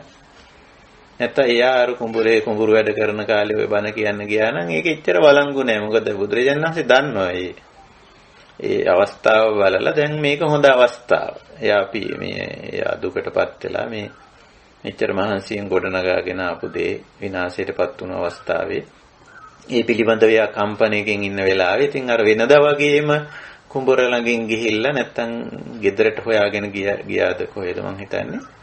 ගිහිල්ලා ඉතින් වෙච්ච දේ ගැන නෑ කසීභාරද්වාජ සිද්ධිය වෙන එක. ඒක මේ බුදුරජාණන් වහන්සේ පින්නපාතේ ගන්න ගිය වෙලාවක් නෑ. තව එකක් තියෙනවා ඔය කුඹුර ළඟින් නිතර යනවා එනෝ. ඒ ගිහිල්ලා මේ එයත් එක්ක මිත්‍ර සම්බන්ධයක් ඇති වුණා. ඊට පස්සේ මේ අන්තිමට අර කුඹුර විනාශ වුණා. මෙයා විශාල කම්පනයක හිටියා. ඊට පස්සේ ඉතින් බුදුරජාණන් වහන්සේට කුඹුර ළඟින් යනකොට තේරෙන්නේ නැතිනේ වෙච්ච විනාශය. එතකොට උන්වහන්සේට තේරුණා දැන් මෙයාට බණක් කියන්නේ මේකේ යථා ස්වභාවය තේරුම් කරන්න හොඳ වෙලාව. මොකද මෙයාට අත්දැකීමක් ලැබිලා තියෙන්නේ දැන්. අත්දැකීමක් ලැබෙන්න පෙර සමහර අයට කරුණු තේරුම් කරලා වැඩක් නැහැ. සමහරු දැනගෙන දැක ගන්න අය ඉන්නවා. සමහරු දැකගෙන දැන ගන්න අය ඉන්නවා. එතකොට මෙයා දැකගෙන දැනගන්න කෙනෙක්. අත්දැකීම තුළින් අවබෝධ ඥානය ලබා ගන්න කෙනෙක්. ඒක බුදුරජාණන් වහන්සේ දන්නවා. එතකොට දැන් අත්දැකීමක් ලැබිලා තියෙන්නේ. ලැබිච්ච වෙලාවේ මේක තේරුම් කරපු කමම ටක් ගාලා අවබෝධ කරගන්නවා. මේ තුල පෙන්눔 කරන්නේ මෙන්න මේ ගැඹුරු ධර්මතාවය නේද කියලා.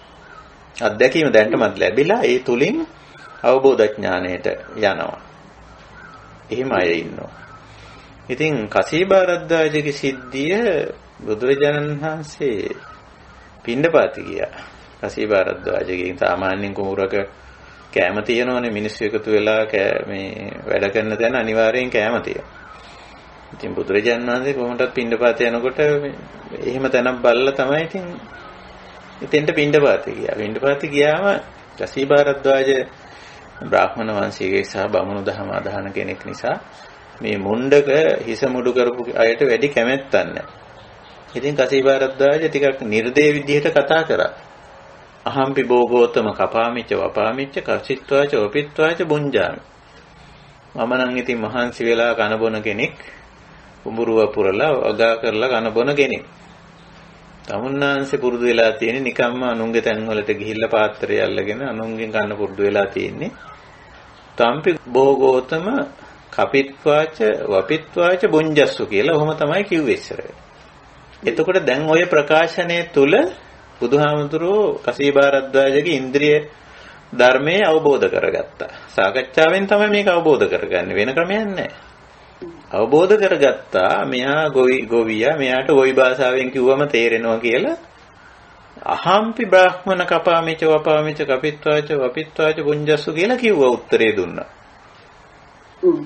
දුන්නම කසීවාරද්දාජ කිව්වා මට නම් පේන්නේ නැහැ තමුන්නාන්සේ එහෙම මේ කුඹුරු කරන එහෙම කරන බවක් පේන්නේ නැහැ. කෝ නගුල කෝ ගොම්බාන කෝ වියගහ කියලා ඇහුවා. දැන් ඔන්න ඒකට ගැලපෙන්න බුදුරජාණන් වහන්සේ පිළිතුරු දුන්නා. සද්ධා බීජං තපෝ වෙට්ටි පඤ්ඤාමේ යුගනංගලං හිරීසා මනෝ යුත්තං සතිමේ පාලපාචනං කියලා. අන්න එතන ඉඳලා කිව්ව ගමම මොකද එයාගේ ඉන්ද්‍රිය පරෝපරියත්ය ඉන්ද්‍රිය ඥානය එයාගේ ගොඩනැගිලා තියෙන්නේ කොහොමද? ඒක කෘෂි කර්මාන්තය ඇසුරින් තමයි ඒක ගොඩනැගිලා තියෙන්නේ. ප්‍රඥාව ගොඩනැගිලා තියෙන්නේ. යාට සංකල්ප තියෙන කෘෂි විද්‍යාව පැත්තේ. බුදුරජාණන් වහන්සේ කෘෂි කර්මයට අදාළ වෙන විදිහටම මේ ආර්ය ප්‍රතිපදාව ගලපලා කිව්වා. කිව්වම කසීපාරද්දාජට අවබෝධ වුණා.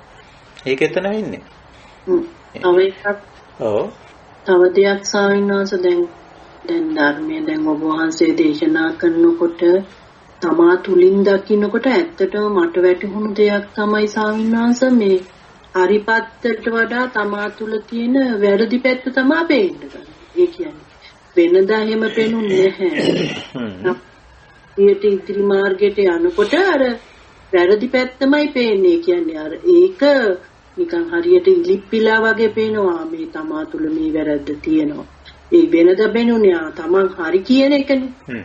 දැන් තමන් හරි කියන තැන නෙමෙයි තමන්ගේ අර වැරදි පැති ටික තමයි මේ ටික තියෙනවා. දැන් ඉන්ද්‍රිය ධර්ම බල ධර්ම ඒව බලනකොට අර වඩා ගන්න ඕනේ ප්‍රමාණය දැන් මට දැන් ඉස්සර තිබුණේ දැන් මොකුත්ම තේරෙන්නේ නැහැ.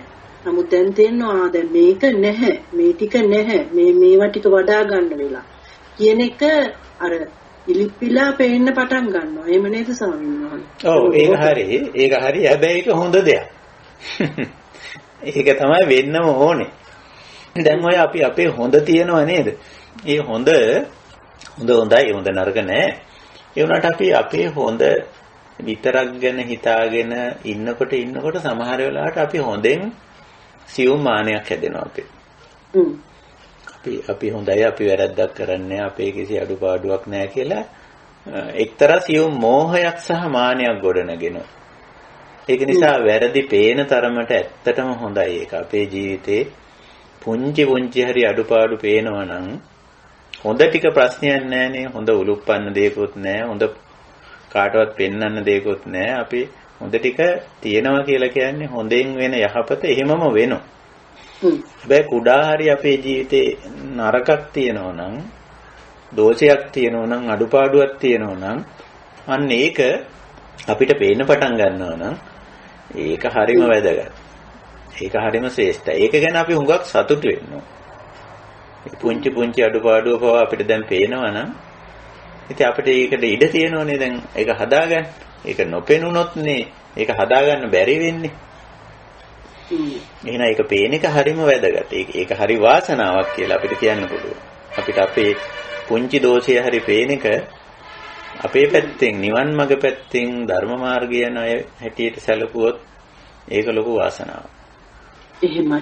දැන් සවිනාංශෝයි මාන්නය කියන එක දැන් ඇත්තටම ඒ කියන්නේ ධර්මය අහනවා තමයි. නමුත් මේ මාන්නය කියන එකේ ලොකු බරක් තියනවා කියන එක වැටහෙන්නේ දැන් තමයි. මොකද මේ හැම මාන්නය කියන එක විශාල පරාසයක් කෙරෙහි පිහිදිලා යනවා. දැන් ධර්ම පැත්තට එනකොට උනත් මම බණ අහනවා මම භාවනා කරනවා ඒ කියන තැනට එනකොටම අර මේක බින්දලා දාන්නම වෙන දෙයක් කියන එක දැන් ඒ කියන්නේ මෙතන ඇති ගන්නම දෙයක් නැහැ. මෙතන භාවනා කරනවද බණ අහනවද ධර්මයේ හැසිරෙනවද දැන් වෙන එකක් තියා දැන් වෙන යාළුවෙක් කතා කරත් කටින් කියවෙන්නේ ඔය උතන මාන්නෙන්නේ තියෙන්නේ.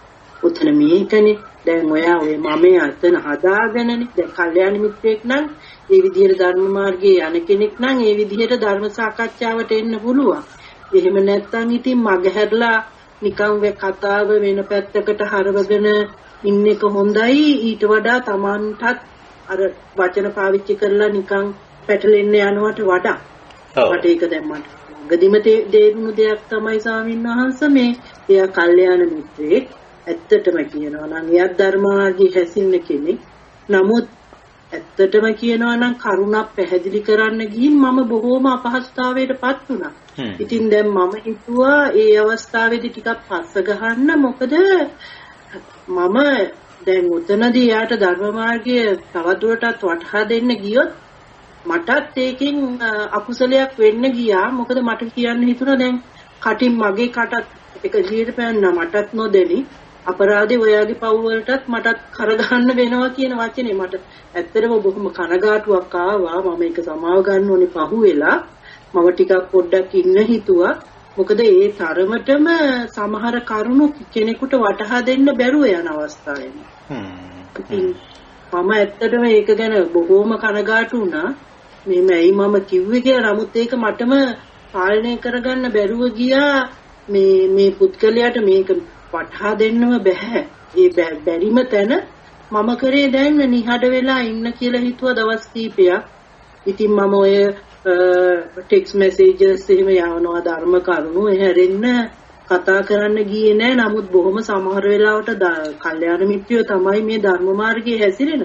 සමහරලාට ස්වාමීන් වහන්සේ අතහරිනවා කියන එක කොහොමද කියලා වටහා ගන්න බෑ මේ පුද්ගලයෝ වශයෙන් කල්පනා කරනකොට. ඒ කියන්නේ Tamanට බොහොම නිකන් ආත්මාර්ථකාමී හැඟීමක් වගේ ඇති වෙනවා. ඒතර ඇත්තටම හිත තුළට බැහැලා බලපුවාම ආත්මාර්ථකාමී හැඟීමක් නෙමෙයි. අර ඔබ වහන්සේ පැමැතිසම කියන්නේ කාව හරි එක්කෙනෙක් හරි ඊතර කරවන එක තමයි හොඳ කියලා. නමුත් තමාදුසට හැදලා බලපුවාම දැන් ඒකටත් කාලයක් නැති තරම් වගේ. කියන්නේ Tamanට තව දිගටත් ඉදිරියට යන්න පුළුවන් නම් මේ පුද්ගලයොත් එක්ක ගිහින් වැඩක් නැහැ. මේක අවබෝධ කරගන්න එකයි වටින්නේ කියන තැනට එන්න සිද්ධ වෙනවා. ඒක හරි එන්පාමින්නාසේ සිතුවිල්ල. ඔව් මෙහෙමයි තායිතින් තමන් යන ගමනේදී අර කරුණාවෙන් මෛත්‍රියෙන් තමයි අපි අනිත් අයට මේ අතදීමක් මඟ පෙන්වීමක් කරන්නේ. ඉතින් එතෙන්දී අර තමන්ගේ ගමනට බාධා වෙනවා නම් ඒ තමන්ගේ ගමනට බාධා කරගෙන අර කාර්යයට යොමු වෙන්න අවශ්‍ය නැහැ. තමන්ගේ ගමනට බාධා වෙන විදිහට ඒක ඌමනා කරන්නේ නැහැ. මොකද සමහර අය ඇත්තටම ඔය අර කලින් ප්‍රශ්නේදී මමත්වයේ කියන කාරණේ ගත්තා. ඒ තමයි මේ සෝහමස්මී සෝමී අත්තා කියලා. ඒක මේ ලෞකික දේවල් වලින් විතරක් නෙවෙයි ධර්මයේ පැත්තෙනුත් හැදෙන්න පුළුවන්. ඒ කියන්නේ දැන් බණ අහන, බණ කියන, බණ පොත්පත් ලියන, දේශනා කරන ඔහොම ඇත්තෝ ඉන්න ඕනේ අපි වගේ. එතකොට ඒ කාරණේම අපිට අහම්භාවය බවට පරිවර්තනය වෙන්න ඉඩ තියෙනවා. ඒකම සියුම් මානයක් බවට පත් වුණාම එයත් එක්ක සමහර වෙලාවට ධර්ම කාරණයක් කතා කරන්නත් අමාරු වෙනවා. මොකද අර ධර්මය අවබෝධ කරගෙන ඉඳීමට වඩා දහම් දැනුමක් ගොඩ ගහගෙන මේ දහම් දැනුම මමත්වයෙන් අරගෙන ඉන්නේ. දහම් දැනුම දැන් ඔය සාමාන්‍ය ලෞකික දැනුම ගොඩ ගහගත්ත ඇත්තොත් ඒ දැනුමෙන් උඩඟු වෙලා උද්දාම වෙලා ඉන්නවනේ. ඒ වගේ සමහර ඇත්තෝ දහම් දැනුම ගොඩ ගහ ගන්න ඕනේ. අපි දහම් කියවලා මෙච්චර කියවලා තියනවා කියලා. ඊට පස්සේ එතකොට ඒකෙන් එහෙම වෙන්න පුළුවන්. අපි ඒක තේරුම් ගන්න ඕනේ. තේරුම් ගන්න අපි එතෙන්දී ටිකක් ඔබතුමී කිව්වා වගේ ටිකක් පස්සට ගිහිල්ලා කල් අරගෙන අරක තේරුම් කරලා දෙන්න පුළුවන් අවස්ථාවක් ආවොත් දහම් දැනුම ගොඩ ගහගෙන ඒකෙන් මානයක් හදාගෙන ඉන්න නෙවෙයිනේ ධර්මයේ තියෙන්නේ. ධර්මයේ තියෙන්නේ ධර්ම අවබෝධයට යන්නනේ. ඒකයි උතන වර්ධින තැනක් තියෙනවා. ධර්ම මාර්ගය නැත්තන්ටත් එහෙම වර්ධින තැනක් තියෙනවා. ඒක ඇත්ත. එතෙන්දී අපි ටිකක් පරිස්සම් වෙන්න ඕනේ. ඉතින් කල්යාණ මිත්‍රත්වයෙන් ආශ්‍රය කර නැත්තෝනේ ධර්ම මාර්ගය නැත්තෝ ගැටෙන්නේ නැතුව සංසුන්ව පස්සේ තේරුම් කරලා දෙන්න පුළුවන් නම් එහෙම කරනවා. බැරි නම් ඉතින් අතහැරලා දානවා. ඒකයි තියෙන්නේ. හොඳයි ස්වාමීන් වහන්සේ වහන්සේට බොහෝ කුසලත් වේවා. ඊර්වන් සරණයි. ඊර්වන් සරණයි. හොඳයි අපි එහෙමනම් අදට අපේ දහම් හමුව නිමා කරමු. කාල වේලාවත් ඉක්මලා තියෙන නිසා. එතකොට අපි අද සාකච්ඡාවට ගත්ත සූත්‍රය භාර සූත්‍රය. ඉතින් ඒකේ බාරහාර, ඒ වගේම බාරාදාන, බාර නික්කේපන කියන මේ කේන්ද්‍රීය පද ධම්මොද්දේශ කියලා අපි ඒවට කියන්න පුළුවන්. ධම්මොද්දේශ 4ක් අපිට ඉදිරිපත් කරලා තියෙන බුදුරජාණන් වහන්සේ. මේ 4 ස්කන්ධ පංචකයේ ඇසුරෙන් අවබෝධ කර ගැනීම තමයි තියෙන්නේ. ඉතින් ඒක තමයි මේ බාර සූත්‍රය අපි ඉදිරිපත් කරගත්තේ. හොඳයි, අපි ඉදිරි අවස්ථාවලත් මුණ ගැහිලා තවදුරටත් මේ සූත්‍රයේ ඇසුරෙන් මේ ධම්මොද්දේශ 4 තේරුම් කරගන්න උත්සාහ කරමු. අද සිකුරාදා නිසා අපි නැවත මුණ ගැහෙන්නේ සඳුදා දවසේ. එදාට අපි මුණ ගැහෙන්නේ ඇත්තටම භාවනා කමඨහන් කතා බහට. ආයි අපිට සූත්‍ර සාකච්ඡාව එළඹෙන්නේ බදාදා දවසේ 26 වෙනිදා. එදාට අපි මුණ ගැහුනම තවදුරටත් මේ සූත්‍රය ඇසුරෙන් සාකච්ඡා කරමු. ඒතෙක් අර කමඨහන මම පැහැදිලි කරා මේන් ඉස්මතු වුණු අර තමන් බාරහාර කෙනෙක්ද කියලා බලන්න. බර ගෙනියන කෙනෙක්, බර දරාගෙන ඉන්න කෙනෙක්, පීඩා විඳින කෙනෙක්ද කියලා බලන්න. අපි ගත්තේ රූපස්කන්ධේ විතරයි. ඉතින් අනිත් ස්කන්ධ ගැන අවබෝධය තියෙන නැත්තන්ට ඒ ස්කන්ධ ඇසුරුනොත් බාරහාර කෙනෙක්ද කියලා, බාරහාරයේ තමන් තුළ ක්‍රියාත්මක වෙනවද කියලා බලන්න පුළුවන්. බාරාදානය කරගෙන බාරහාර කෙනෙක් වෙලා තියෙනවද කියලා. හොඳයි.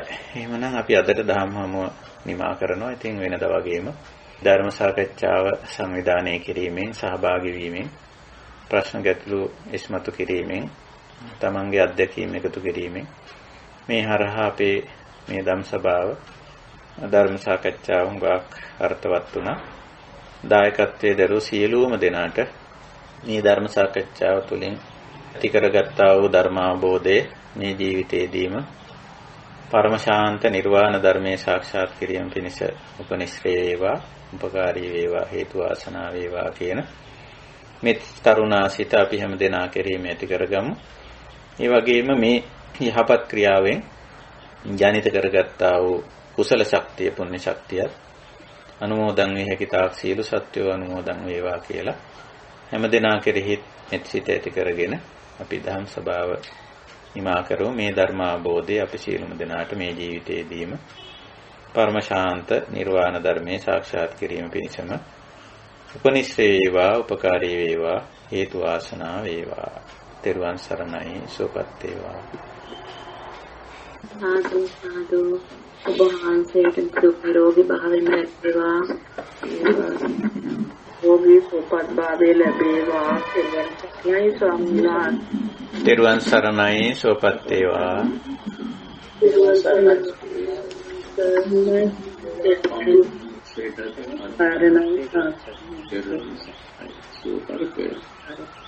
සුවපත්